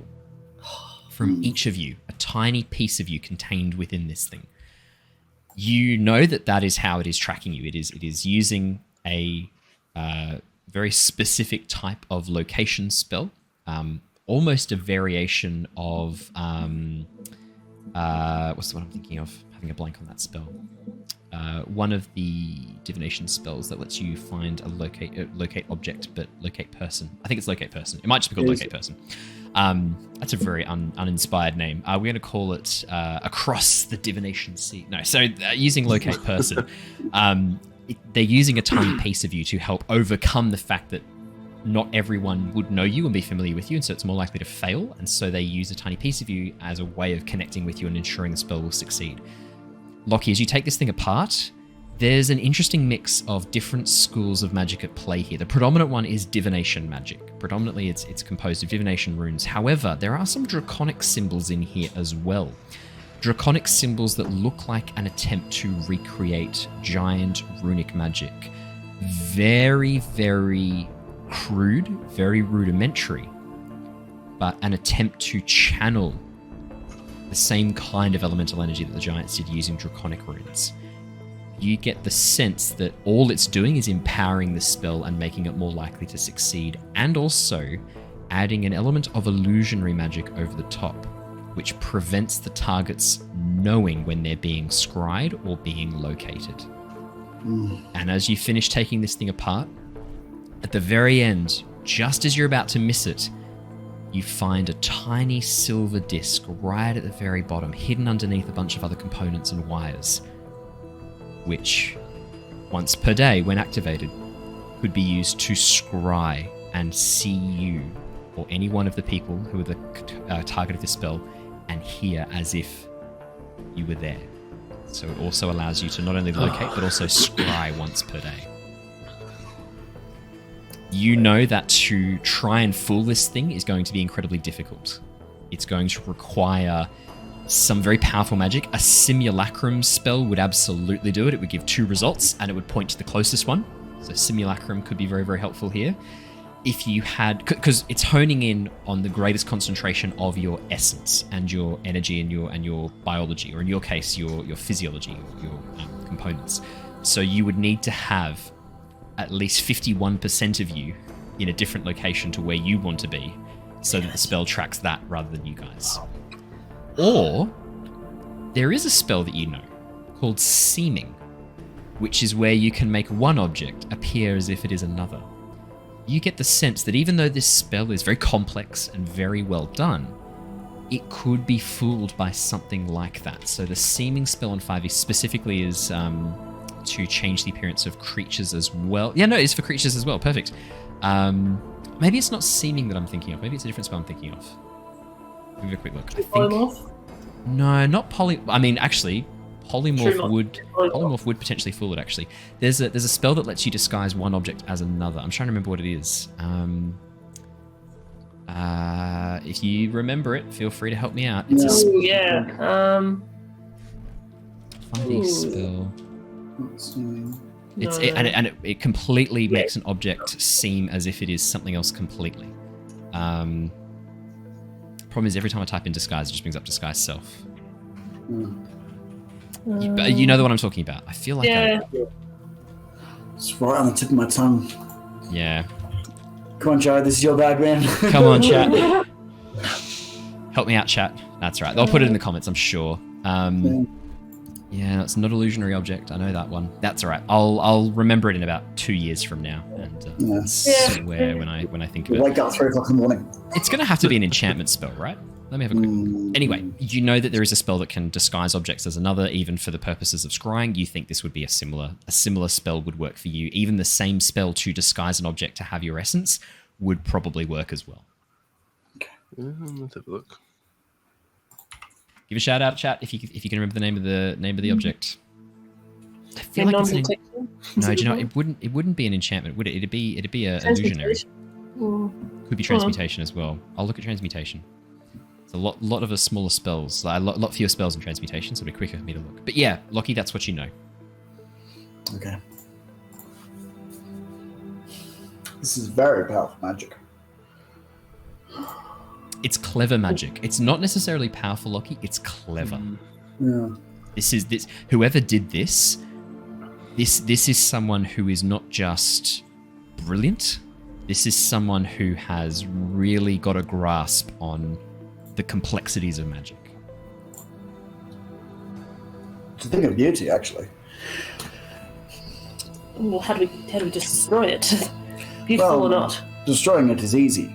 Undoing it, that is something quite more difficult.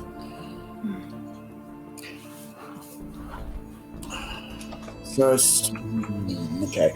Oh, actually, so that tiny little disc, the one that casts Scry. Yes. Actually, with a 37, you also know that disc has a chance to break every time it's used. I should say. Okay. Yeah. So it's not perfect. So I should have said that. What? I mean, there's some limitation, but what are the abjuration spells that could conceal you from Scry? Because if we did that, then if we replace this silver disc with one with that spell on it, possibly we could use this for then once a day to be unscryable, as long as we're in range. I don't understand. Well, this is an item that is tied into our physical essence. Okay. Right? And it all comes down to this tiny little disc here. It is there for the detecting and the knowing, the ultimate knowing of exactly who we are. And then this spell says, what do you want to do with that knowledge? I want to find them. That's what the Scry spell does. So if we had the ultimate knowing of our physical essence and then put a spell there that was, I don't want to be seen, we'll have a much more powerful version of that spell and possibly undo another one of these, if they have one. Also, I recognize that cog. I lost that when we were being tortured. Oh my, Lockie, that's exactly when this was taken from you. That's freaky, man. That's exactly when this was taken. Yeah, that's what I figured. God damn. Well done.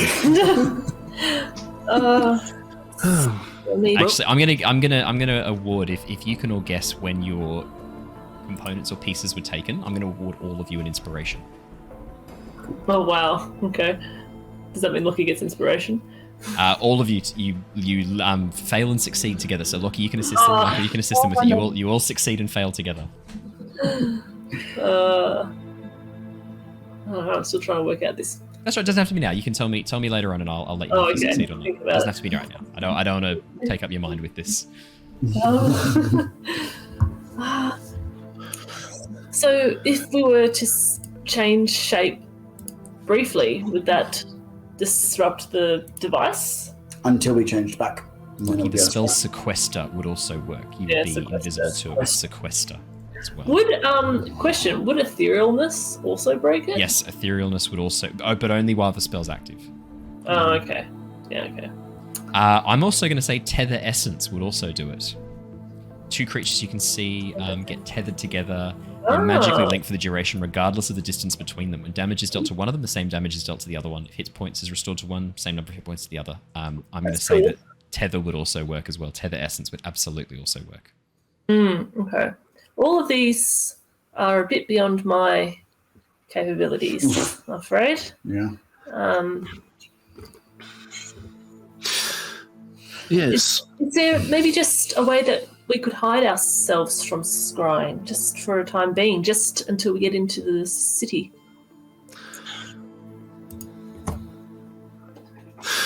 The only thing I think I could even do is dispel the magic, but nothing to alter it or.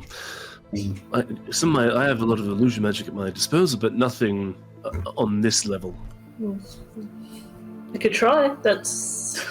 Wait a second. Oh no, that would just work for this one thing. Same as the spelling would work for just this one item. The thing is I'm worried they have another one. Oh yeah. That's my thought. That's why if we were just, if we had some way of, being undetectable just as a spell. I know there is one. I don't know it, but there is one. I'm still trying to find it, but I can make one person invisible for like 10 minutes, but that's not really going to cut it. No, it doesn't. I was thinking more undetectable, if anyone knows that spell. I don't know if anyone would know that. Would Balthazar know that spell? Balthazar could be a big hand here, actually. Yeah, do you guys go talk to Balthazar? Yeah. So let's grab him. Yeah, he's a wizard. This is his thing as well. Yeah. What's the spell you were thinking of, Claire? Undetectable is a 3rd level wizard spell. I know that. There's a lot of spells that could be handy here. Yeah, but Definitely there are. We've already discussed. Non-detection. Yeah, as you guys rush in, Balthazar looks up and goes, "Oh, how can I be of assistance? How can I help out?" You explain the situation. He goes, that's terrible. Yes, I could cast some non-detection on you. Definitely, it would last for about 8 hours. Yes, I could definitely do that. All of us? I could do one to each of you. Yes, I don't have to concentrate on it. It's just a spell I can activate. So, yes, I could target each of you. I'll show him the device and point out the silver coin. Oh. Would you be able to do something like that with a non-detection? Well, here's the funny thing. Non-detection, even though it's quite a very powerful spell, it's quite a low-level spell, it protects you from all divination magic. So as long as the source of the magic for each of these is divination, you should be fine. But yes, that's what I thought. But are you able to create, similar to this scry on the silver coin? Are you able to create a non-detection on a silver coin that we could replace this with, and use this item? To cover all of you. I'm not sure the item does do each of you. I think as you turn it, it activates different people, and that allows you to target different people. So I could have it so that you could turn it, and it would protect one of you at a time. Well, actually, I don't even know if I could do that. It's very strange magic. This is not something I'm used to. Is this what magic is like nowadays? Apparently. What I can do is I can cast non-detection on each of you. It lasts for 8 hours. That should give you an edge. Where we could wait till we're a bit closer to the city, if you like. I think that would be enough. We just need to get into the city undetected so we can at least take them by surprise, or at least not get immediately captured. Yeah. We can't take the airship to the city. No, we need another way to get down. If I had more time, I could have turned it into a teleporting thing. Anyway, it's fine. Well, I'll make myself available up on top deck. Oh, what's that, Mr. Snibbly? He looks down and begins talking to the black cat. Oh, that is an idea. Oh, well, that's a very good idea. Thank you, Mr. Snibbly. So what I'm going to do is I'm actually going to cast it now. And just before you go, I'm going to renew the magic, so that way you're protected from now until you get a bit closer. That way, from their perspectives, as they're casting this divination magic, you'll just disappear. Yep. Okay. I'm thinking sooner rather than later, and I'll just renew the spell before we arrive. I'll use my spell slots, and I can can use my ring of spell storing in a pinch if I need. If the airship runs into any danger, Leosin has advised me I'm going to be helping out the ship, keeping it safe. So I've been preparing my ring with lots of fun spells. I could think of no one better. Well, Owen. Hello. Oh, sorry. Just how far away are we from Paelan? Switch About 3 hours, 2 hours. 3 hours. So, distance-wise, any idea? So by airship at the moment, I'm not talking about like from where we are right now. What is roughly the mileage?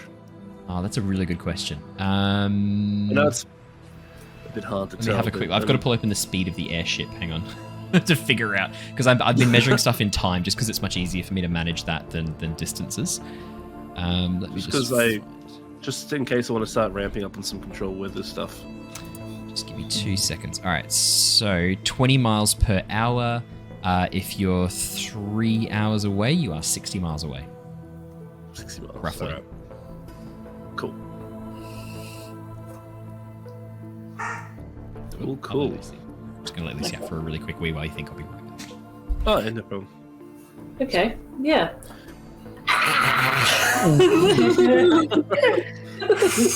This is fun. What do we do, guys? So do we have any other allies we want to call on?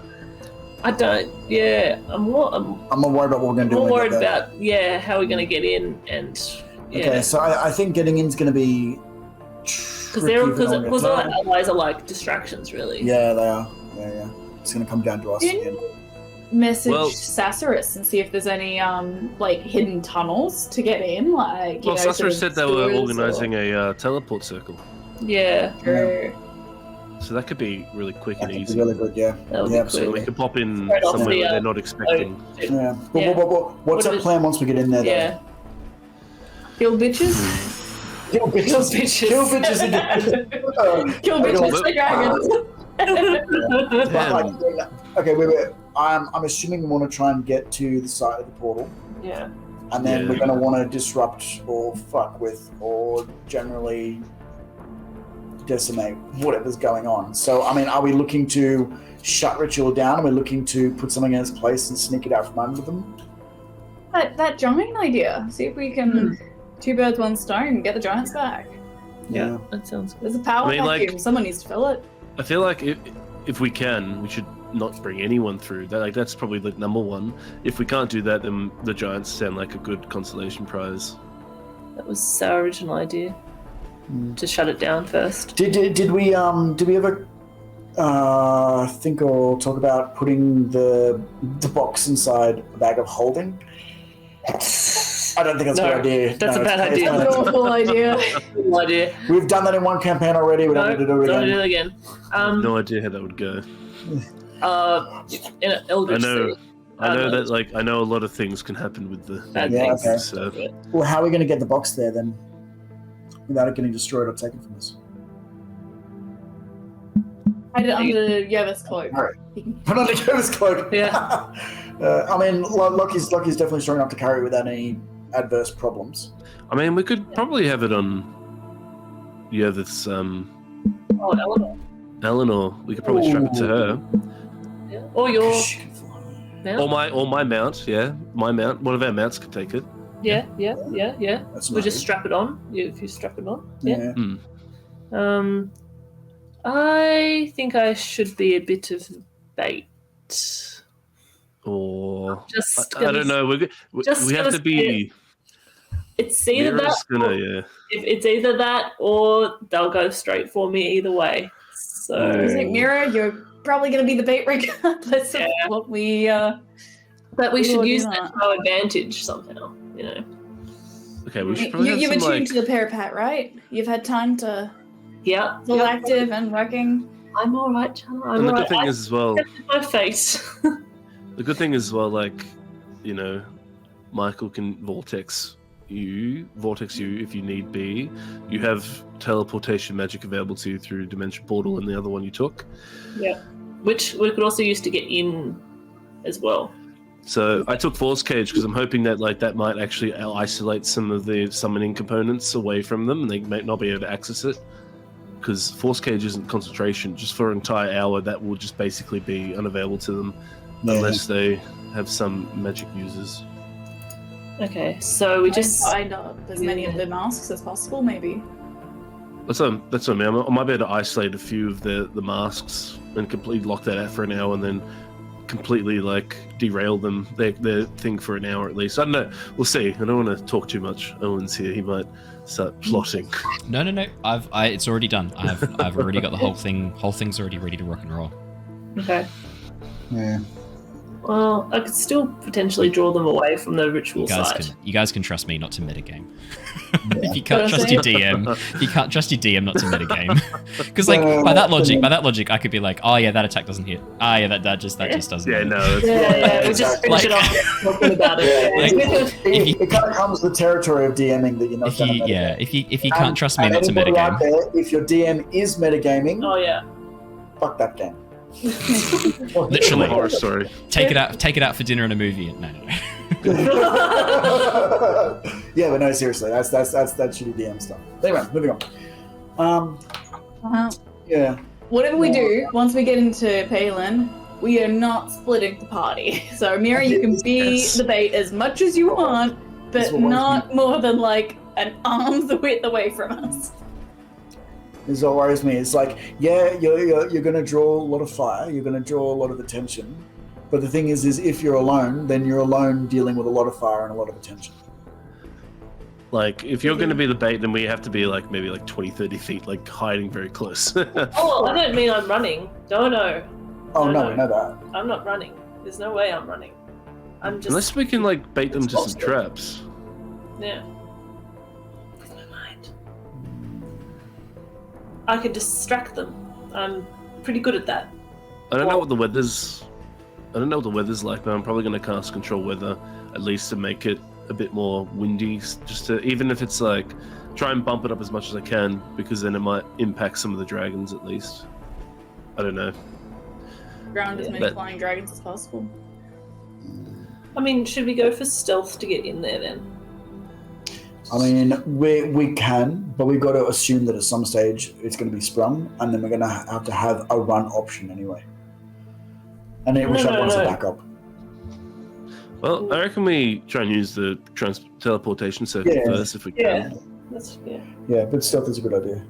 Until we get in there and then spring it. Alrighty. There's a lot going on. There's a As lot the of hour... Before we get right into Paelan, is there anything that anyone wants to say, do, or tell the party not to do ahead of time? I don't know, I'm just thinking open communication, like all that stuff. I mean, my card's on the table. Like originally, we were gonna try and swap one of the items in, see if we could get Varys through, but now we're not gonna do that. Oh? Okay. No? Different plan now, but just put all cards on the table kind of thing. Like, I don't know if you guys... I just don't want us to get in there and then, like, it turn into a giant shit show and going, we should do this. No, we should do this. And then, oh no, we run out of time. And then Tiamat. Well put, Shana. So the plan is to substitute Varys with giants. Is that what I heard? That's like the next plan if we can't shut it down completely. Yeah. Okay. So first plan being try and shut it down. We can't shut it down. We stick in the cube and call the giants. Mm-hmm. Try and call the giants back. Lockie's got that all set up. It's all good to go. Yeah. Do you need And hopefully they're not hostile. In the next 2 hours. I mean, okay, so what Lockie has is he has a cube that, correct me if I'm wrong, Owen, a cube that allows for interplanar travel or helps interplanar travel. It provides energy. Yeah, you know that it is an energy source that when plugged into one of the Nexus gateways would allow for. And it was originally created by the giants. Yes. So he has the essence of the giants, being the contraption they made, the power to bring them back with that same contraption. So it's kind of a twofer in that case. So if I can get that into a place of power up and a nexus point, stick it in there and try and call the giants back. I can. Failing that, and Tiamat starts coming through. Well, you just said it. The essence of Tiamat needs to be there. So if that's the case and things are looking bad, and you're a look at Shana, sacrifices might need to be made, right? I'm well aware. I've been for a long time and I've accepted that. If things start to go bad, you need to cut the tie that will bind Tiamat here, and that's me. And then this is again like she sort of like does like the glance over the shoulder, like making sure like there's like no crew members sort of like within earshot, but she's You guys are alone in Mira's room right now. She's paranoid snake. She sort of like under her breath sort of talks to Mira and she's like and she sort of says, she's like, there is a reason, you know, I think you figured it out. There's the good reason why I gave you the parapet. You know, it's if sacrifices need to be made, you're not alone. We're gonna try and help you. And so with that, if we do have to knock you down for just a little while, I mean, if you at all can, try and stand in a position where your body's gonna be safe. You know, I mean, the parapet's gonna keep you stable for long enough, hopefully, for one of us to bring you back before you're, you know, dead. But, if that's what it takes, then that's what it takes. I signed up for this. This is my fate. But, and I look at Yervith. If I can't get out of this, then Yervith must. He has magic that's meant to be in this world, not Tiamat's magic. Okay. Well, I was actually wondering, what if I tried to use my connection with Eleanor? What would that do to the ritual? Could bring down New Age. Bring Eleanor. Bring Eleanor through. Bring Eleanor through. Real Eleanor. Real Eleanor. Wow. Where does Eleanor come from, though? Yervith looks down and around. I don't really know. Yeah. She is me. I am her. Mm-hmm. I thought that Eleanor was the essence of draconic magic, more like the weave than... Well, I thought that too, and then that other guy had a drake, and he was a prick. So... Oh, we need to keep an eye out for him. He's probably going to make a comeback. Yeah. Mm-hmm. Might need to 1v1 in there, Yervith. Yervith just cracks his knuckles. My bow's ready. Eleanor bares her teeth in this low growl. That's cool. Eleanor's teeth are ready too. Although he did have wings. That was a bit shit. Yeah. Eleanor's got rings now too, though. Not that she can carry you, but, you know, she can still fly. She does have wings, yeah. Yeah, very small ones. They look vestigial at this point. Technically wings. Yeah, she's got wings. Eleanor like flaps them and puffs her chest up very proudly.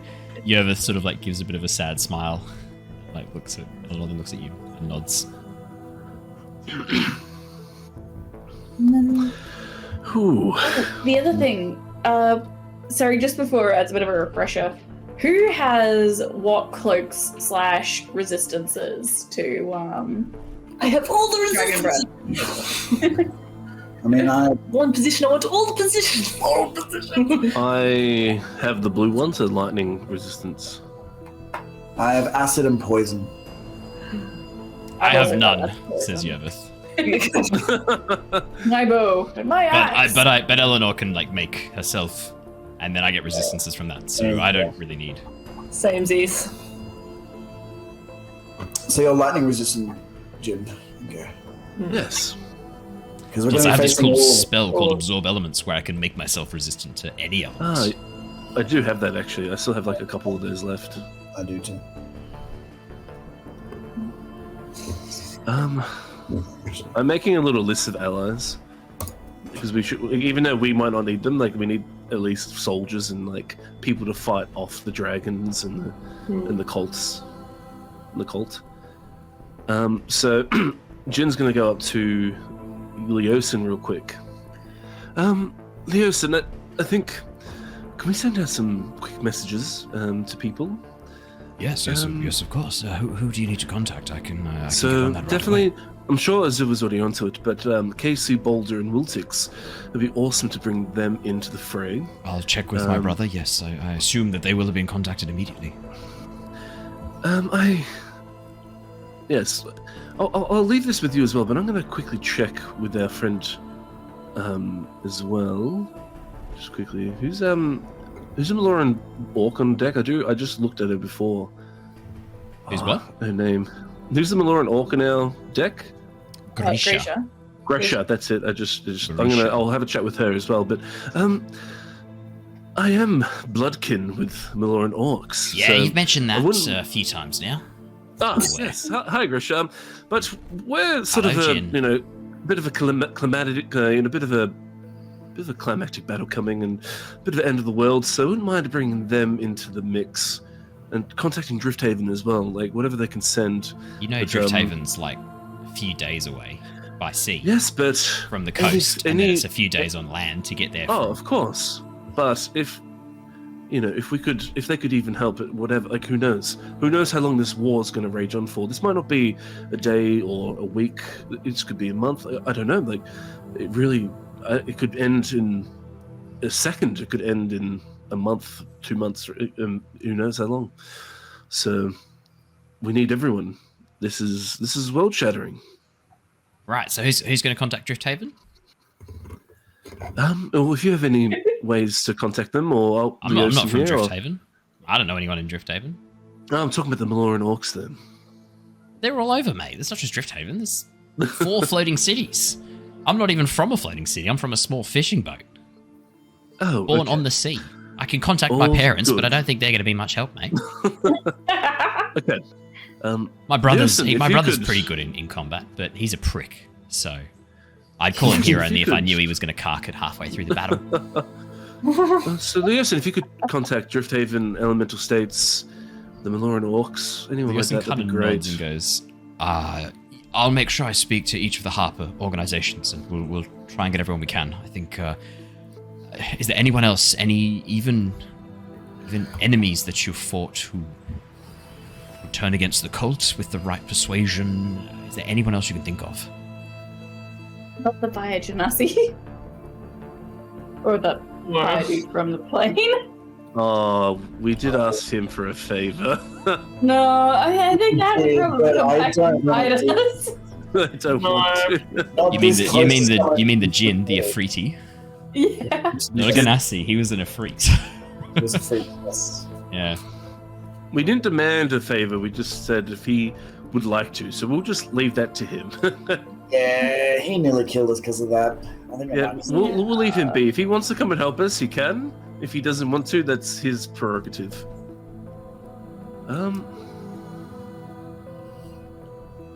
Any enemies? I mean, do you think the Yuan-Ti would help us?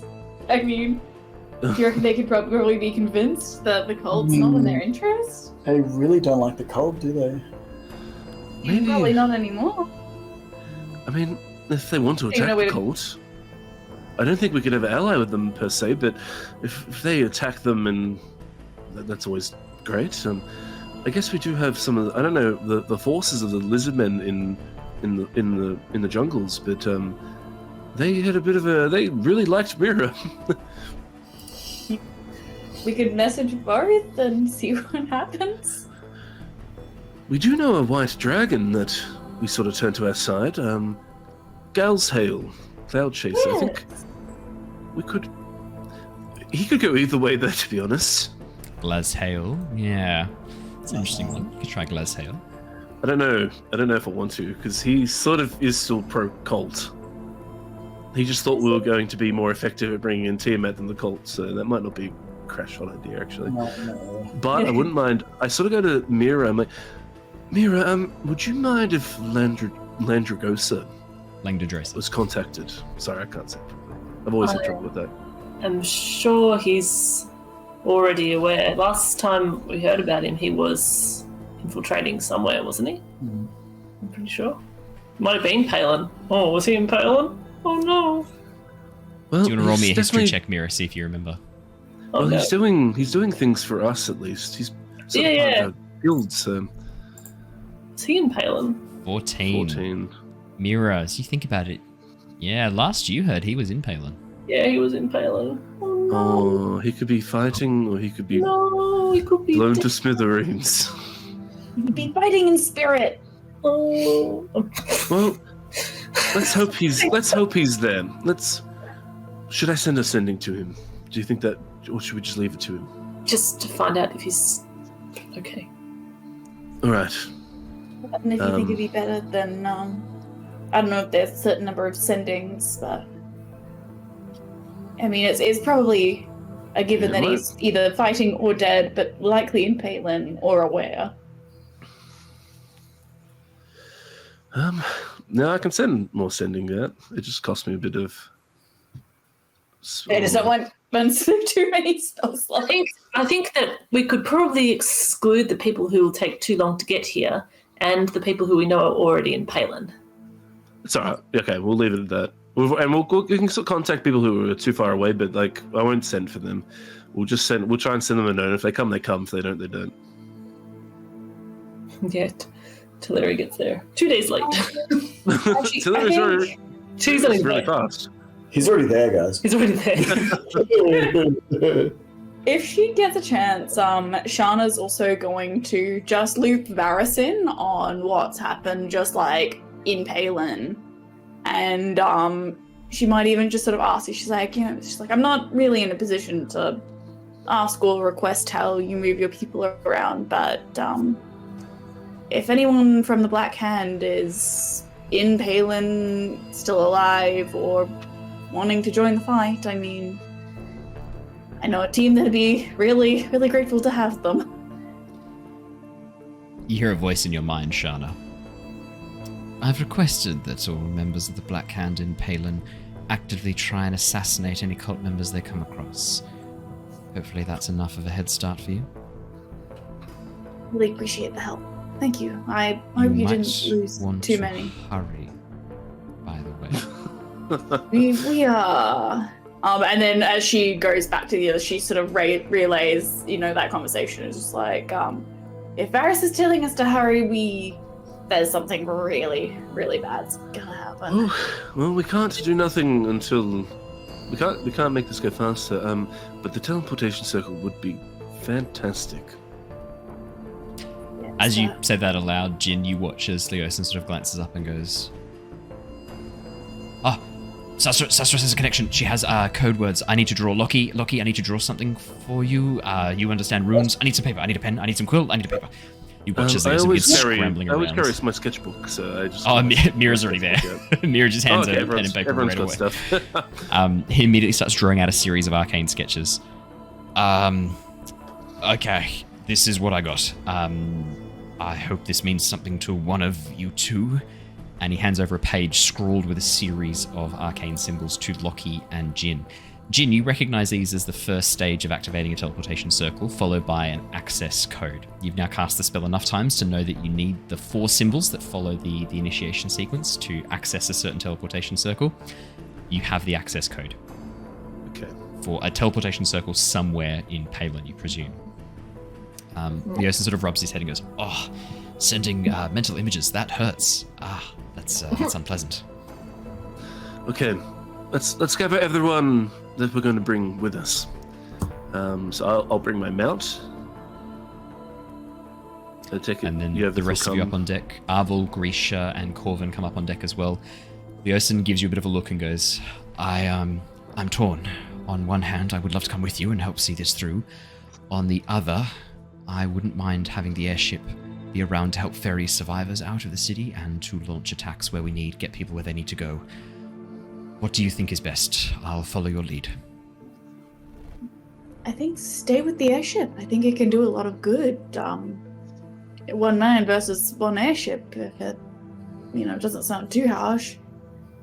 And I've got Balthazar. He's got some spells ready, he said. So hopefully they're quite interesting.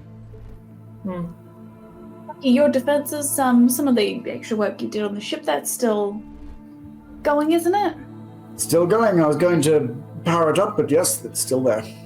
I can get them to bring it into active mode right now. Actually,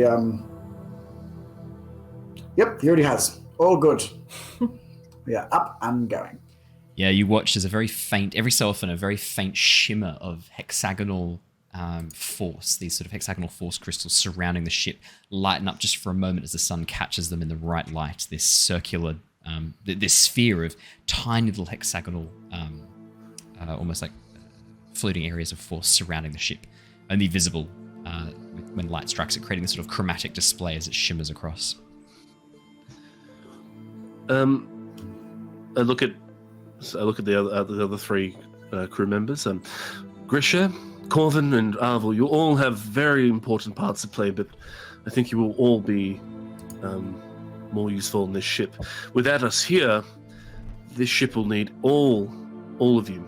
All of your strengths will become paramount. Corvin nods. Yes, I believe it will be quite the battle. Look after yourselves, or I'll whip you into shape.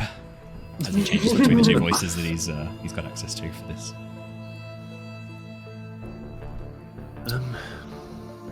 Right. I think that's. Do you all agree? Do you think we should? Because Grisha here is the one that will defend the ship if they get boarded. Corvin, navigator, but has a bit of a roguish side to him, I think. And Arvel would keep obviously the maintenance of the ship and firing. Yeah, I need to keep cannons. the engines running. If I'm absent for too long, things could happen to the ship. It's probably best I stay here. So yes, Grisha and Leosin could definitely fend off anyone, and I think they'll be doing a lot of good. Yeah, I've got a scorpion trebuchet at the front that fires bolts about as wide as your arm. I'm hoping they'll come in handy. I think they will. I upped the tension on the wires for you as well. So Yeah, it made it 30% harder to actually cock the bloody thing. But it fires faster, so... I also made it give 30% more damage. So you're welcome. Thank you, Lockie. You're going to be great. I did have a thought, and this might put you in a little bit of danger, but we are going to be preserved from scrying, hopefully, for 8 hours. But I'm going to leave this, and once again he pats the scrying device, in the hopes that if they use something similar to this, it'll find this, because it won't be finding us. So Justin if I leave looks it at on you the and ship- looks over the side of the ship and goes, but if they're gonna find that, wouldn't it just be better if they found that just like in a random field? Yeah, it would, but if it's not moving and not doing anything, then they're not going to lose interest. They're going to lose interest pretty fast. But if it's with you guys, and you're on a ship and you're moving around, they're going to assume that we are too. Shit. You're right. Just yeet it. What do you guys think? No. You're right. That makes sense. It does, but Jin and Shana, what do you think? Might also be useful to find. Bullets have their. Good point. It could be used to find us afterwards if everything goes. Well, either way. Yes. I always have. I can also send messages to Leosin if we need it, and also teleportation circles to this very ship. I think, Jin, they're referring to if something goes very wrong and you're not able to cast magic. Yes. That's a very good idea. Yes, I'll keep that safe. Of course. Always got to have a contingency plan. Let's hope it doesn't come to that, hey? Please? Yes. Let Sussers know if she survives, and if I do pass, my items of value shall go to the Harpers. I'll let her know. Getting my affairs in order. I'll let her know. Pass that on. If there's any other messages you want me to pass on to people before you go, tell me now. I can't promise I'll be able to pass them on. We're about to be heading into some danger too, but If I don't make it, please tell Azure that he knows. He knows. Just give him a hug. Oh, I'm sure we'll all be fine. We'll all be laughing about this after. For sure. If I am somehow disassembled and etc., there's a little plant down in the engine room. Make sure it gets back to Lyra. Of course, Lockie. Yes. Yeah, I mean, it probably goes without saying, but all the equipment that I have with me was originally Lyra's in the first place, so probably needs to get back to her if I can't take it myself. Can do. Well, Godspeed. Good luck. And I'll see you all for a stiff drink at the tavern in the Night Hall when this is done. Oh, quite right. We have a couple more of the bottles of that dragon wine, don't we? I think we can have as many as we want when this is done. I personally will be taking a few bottles with me. I don't drink. Have some oil or something for We'll you. heat up some plates for you, Lockie. We won't let you. Excellent. That sounds divine. I just want to say it's been a privilege serving as your steward and working with all of you. Ever since you rescued me from the cult back in the hatchery just outside of Green Nest. Jesus. It's been a bit of a journey, but I just wanted to thank you for being there alongside me and giving me the opportunity to be alongside you and help you out wherever I can. I really appreciate it. I hope that, like myself, we've all flourished in this role. I think we have. It's been a pleasure. I think we have indeed. All right, get out of here. I'm getting emotional. Good luck. Please be safe. Should Look we after all each other. do you all want to put our hands in and do a bit of a... Oh, a team thing! Yes! That's a little cringy though, isn't it? No. I've been wanting someone to do this since like 100 years ago. Yeah. It was more of a joke. I was more joking. But... Yes, puts her hands in. Oh. You see, Jin was obviously thinking it was a joke, but now is like reluctantly putting his hand in the middle. Yeah, puts a half and half hand in. Everyone puts their hands in. You all place your hands on top of each other. And We're then... casting a spell, Lockie. Okay. Do you do like the arm raise and the hands up in the air? Yeah. Amazing. do the hands up. Corbin's little feathers on top of yours as you release them, like Grisha and Arvel pushing in and adding theirs as well. Balthazar running in, and Mr. Snibbly on his shoulder putting paw in as well. All of you raise your hands together and raise your hands all at once. And with that, you guys head down to the teleportation circle. Jin, you concentrate and cast the magic using the written out information from Susurrus to create the link. And as you do so, you feel that familiar pull as the runes on the teleportation circle begin lighting up one by one, the light blinding around you before you feel that sudden tug, that jerk, as if the world is falling out from beneath your feet. And you're falling through emptiness for a brief second before you suddenly come back in. You're in a room about 20 feet wide, in both directions, large square room. Susurrus stands in front of you, a large gash across her forehead and bruises across her face and upper arm. One of her arms is actually in a sling. Her left arm is in a sling tied against her body. Standing next to her is a youngish looking man, maybe in his early 30s, a very thin, wispy beard, looking incredibly nervous. And as you into the room, Susurrus looks up and goes, "Oh my god, what time do you call this then?"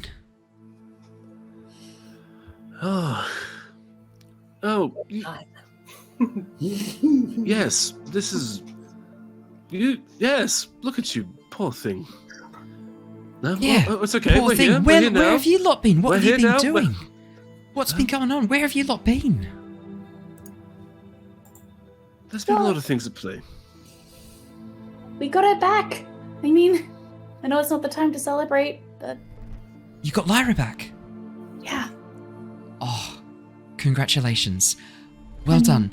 I'd Hopefully the love... world doesn't end now, but...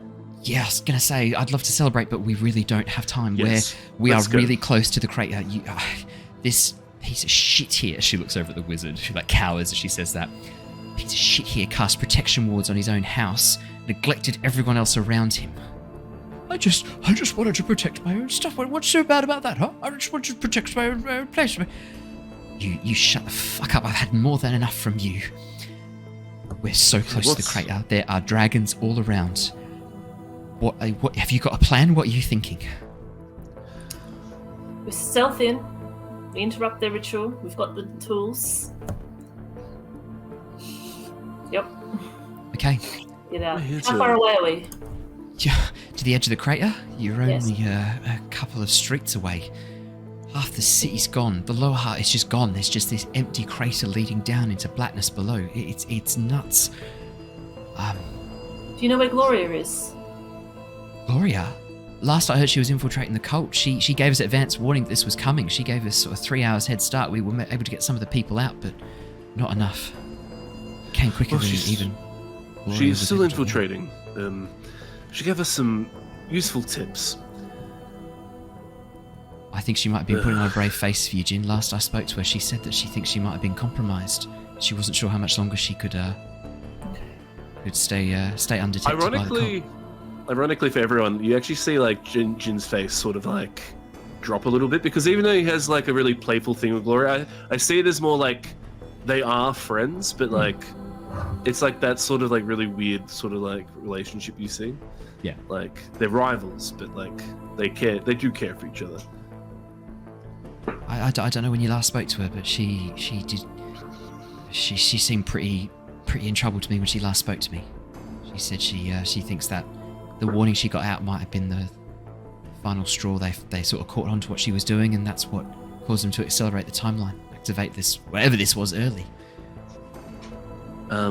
As Sorceress is talking to you guys, I'm gonna get down. I'm gonna have a quick look outside. What weather is it outside, Owen? As you peek outside, Jin, it's hard to tell because smoke billowing up from some area to the north of where you are, to the south of where you are, is covering the city now. Ash sort of raining down around this place. It's very hard to know what the weather is.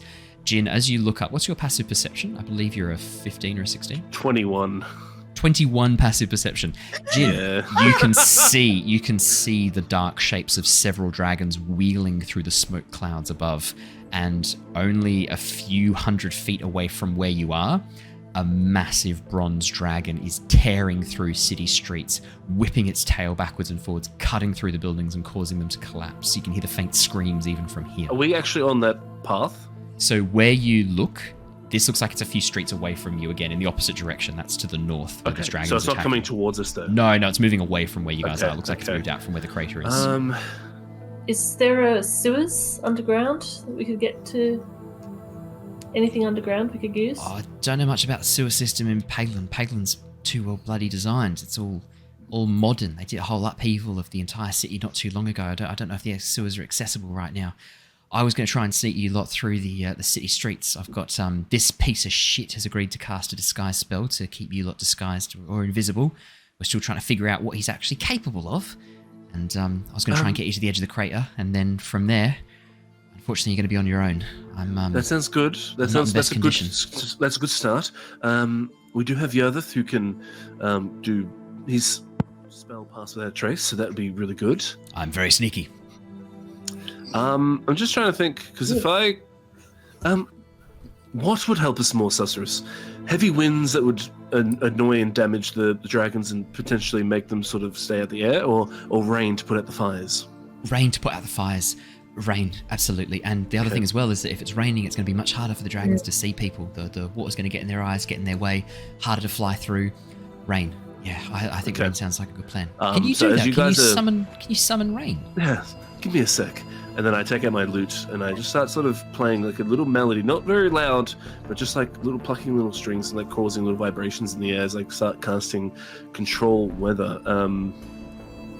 Because I can take control of the weather for 5 miles. When I cast a spell, I can change the current weather conditions. Cast this spell. Okay, so then I'll do it when I go outside. I can change the current weather conditions, which are determined by and then I can change for once they do so. Once it changes, yeah, and then I can then change the conditions again once they went down to the next one. Then I can change it again to go down to the next one. So do you want to roll me? Do you want to roll me 1d4 to see how long it's going to take to move it from, I'd say, light clouds with the smoke to overcast? 40 minutes. And damn, then, that sucks. Do you want to roll another d4 to see after that how long it takes for the rain to kick in? 4. Damn it. 40 minutes both times. That's all right. Even as long as it's coming. Yeah. So for 40 minutes you'll need to play the music again, but you know that you can do that. So yeah, I'll take that spell slot off now. We'll have that set up ready to go. Yep. So that's not a spell slot per se. It's just I can't use that again with the harp. Yep. I think that because then I'll do rain, because then they can put out a lot of the fires. Like that's helping us. Yep. Around the city. Shana, is that healing word for Sorceress? Not much, but tried to do a second level and rolled minimum. No, 7 hit points. You watch as Sorceress sort of like gasps a little bit, wipes her hands across her face, sort of goes, "Oh, thank you. That's actually quite appreciated. Thank you." I wish we could swap our force. Okay. Went toe to toe with a young dragon. While I emerged the victor, it was a close thing. Do you know how far down the crater is? Has anyone even been able to look? I don't know how far down it is yet, sorry. Anyone who tries to get close ends up having to confront the cultists. They're everywhere. They just poured out of this thing. I don't know if they were hiding in the streets or if they were nearby, but they knew this was coming. Some of them were dropped off from Dragonback. They just came from everywhere.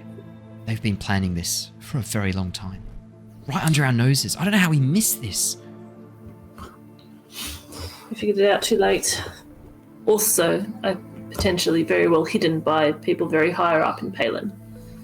Yeah, potentially. There's something else you should know. I don't know how deep the crater goes, but I can tell you right now, there's a lot of bones around it. Bones of dragons, as if they were like buried there. I don't know what this means. I don't know. I just thought I'd let you know that some of the reports we've been getting, I confirm with my own eyes, I did see some massive ribs poking out of the side of the hole. That's interesting.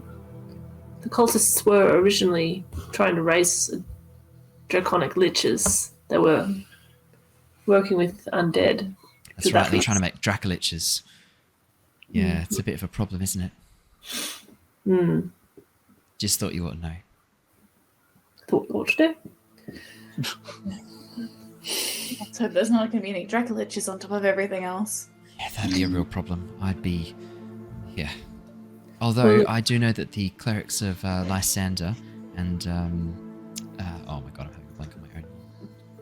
Gods. The gods.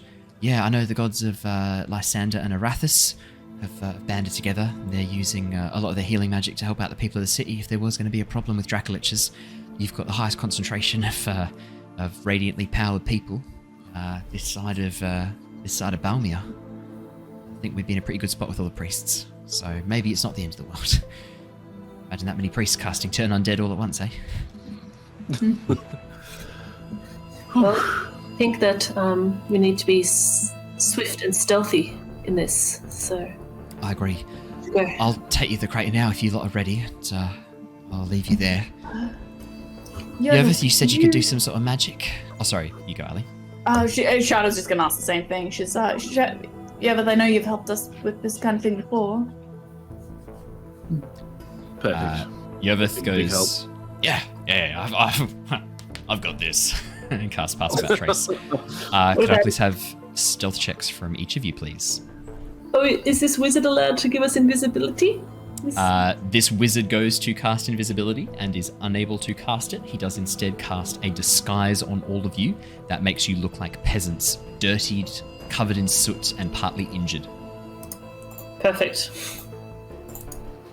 Yervith, I believe, rolls stealth checks with advantage because of his boots of Elvenkind. He has advantage on stealth checks. He is a Oh, plus Lockie, 15 nice to stealth work. as well. Yeah, I Oh rolled my disadvantage. God, Lockie. I got 20. Oh my god. Oh my god, Nice. Yervith. 3. Okay, so 17 from Jin becomes 27 with Pass Without Trace. 27. 22 from Shana becomes 32. Mira's 8 becomes 18. Lockie's with disadvantage gets I don't know how that- 21 up to That's 31. Yervith with advantage gets 33 up to 43. 43. Watch as Yervith, his cloak pulled up around him, cowl up. And as well, Eleanor's scales seem to shift and change as well, almost very chameleon-esque, taking on the appearance of the stonework. As the two of them begin moving forwards, they just vanish as if they are not even there. As the rest of you head out into the city streets, ash and soot cover most of the surfaces. Rubble surrounds the edge of the buildings nearby. In fact, this is the only building still standing. You can see that it took a little bit of damage, but clearly those wizards' wards, whatever he put up to protect the place, worked, because it is the only building within about 6 blocks of here that is still standing. Everything else has been reduced to rubble. As you move through the streets, moving silently, quite well hidden, you occasionally pass by sections of rubble stained with blood, or where a lifeless body still lies on the side of the road. It is grim. It is dark. And as you begin moving through, you can smell the smoke and the scent of death all around you. It only takes you about 5-10 minutes of moving through these destroyed and deserted streets to reach the rim of an enormous crater. Around the edge, the earth and stone has piled up to form almost like a raised ridge.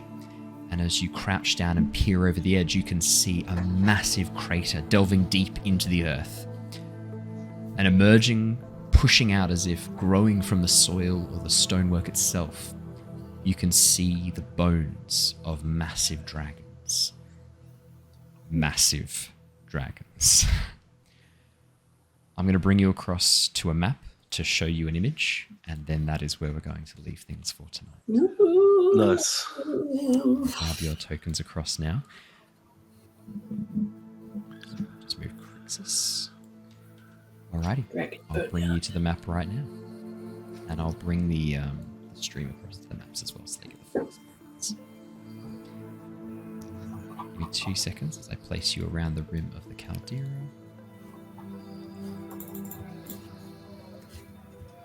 Ooh.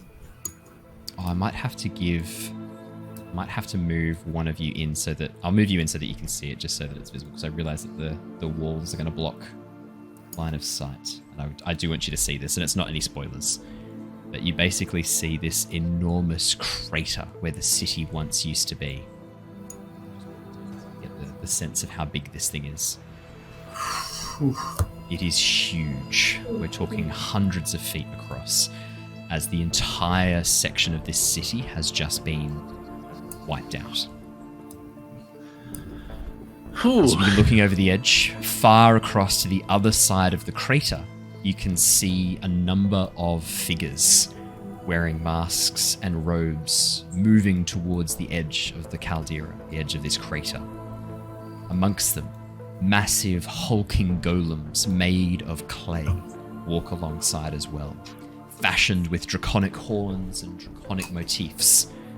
This place seems very, very dangerous. And that is where we're going to wrap up for tonight. We will be back again next Wednesday for more Tyranny of Dragons as you guys explore the Well of Dragons, or as I'm calling it, the Crater. Well, thank you so much for joining us, everybody. I hope it's been a nice spooky session to get you guys into the mindset for the end of Tyranny of Dragons. This is the final chapter, and we will see how it concludes. Thank you so much for joining us. If you've enjoyed listening, subscribe, thumbs up, like button, whatever that equivalent is. Chuck us a comment, tell us an RPG story or a favorite moment from the stream. And we will see you on Tuesday for more... Not Tuesday, sorry. We'll see you on Saturday for more Pokemon raids, the next round of Charizard raids in the morning. And for our Curse of Strahd campaign on Monday night, and then Tyranny of Dragons on Wednesday. Until then, stay safe, stay well. See you guys again later. Goodbye, everybody. Bye. See you, everyone. Farewell.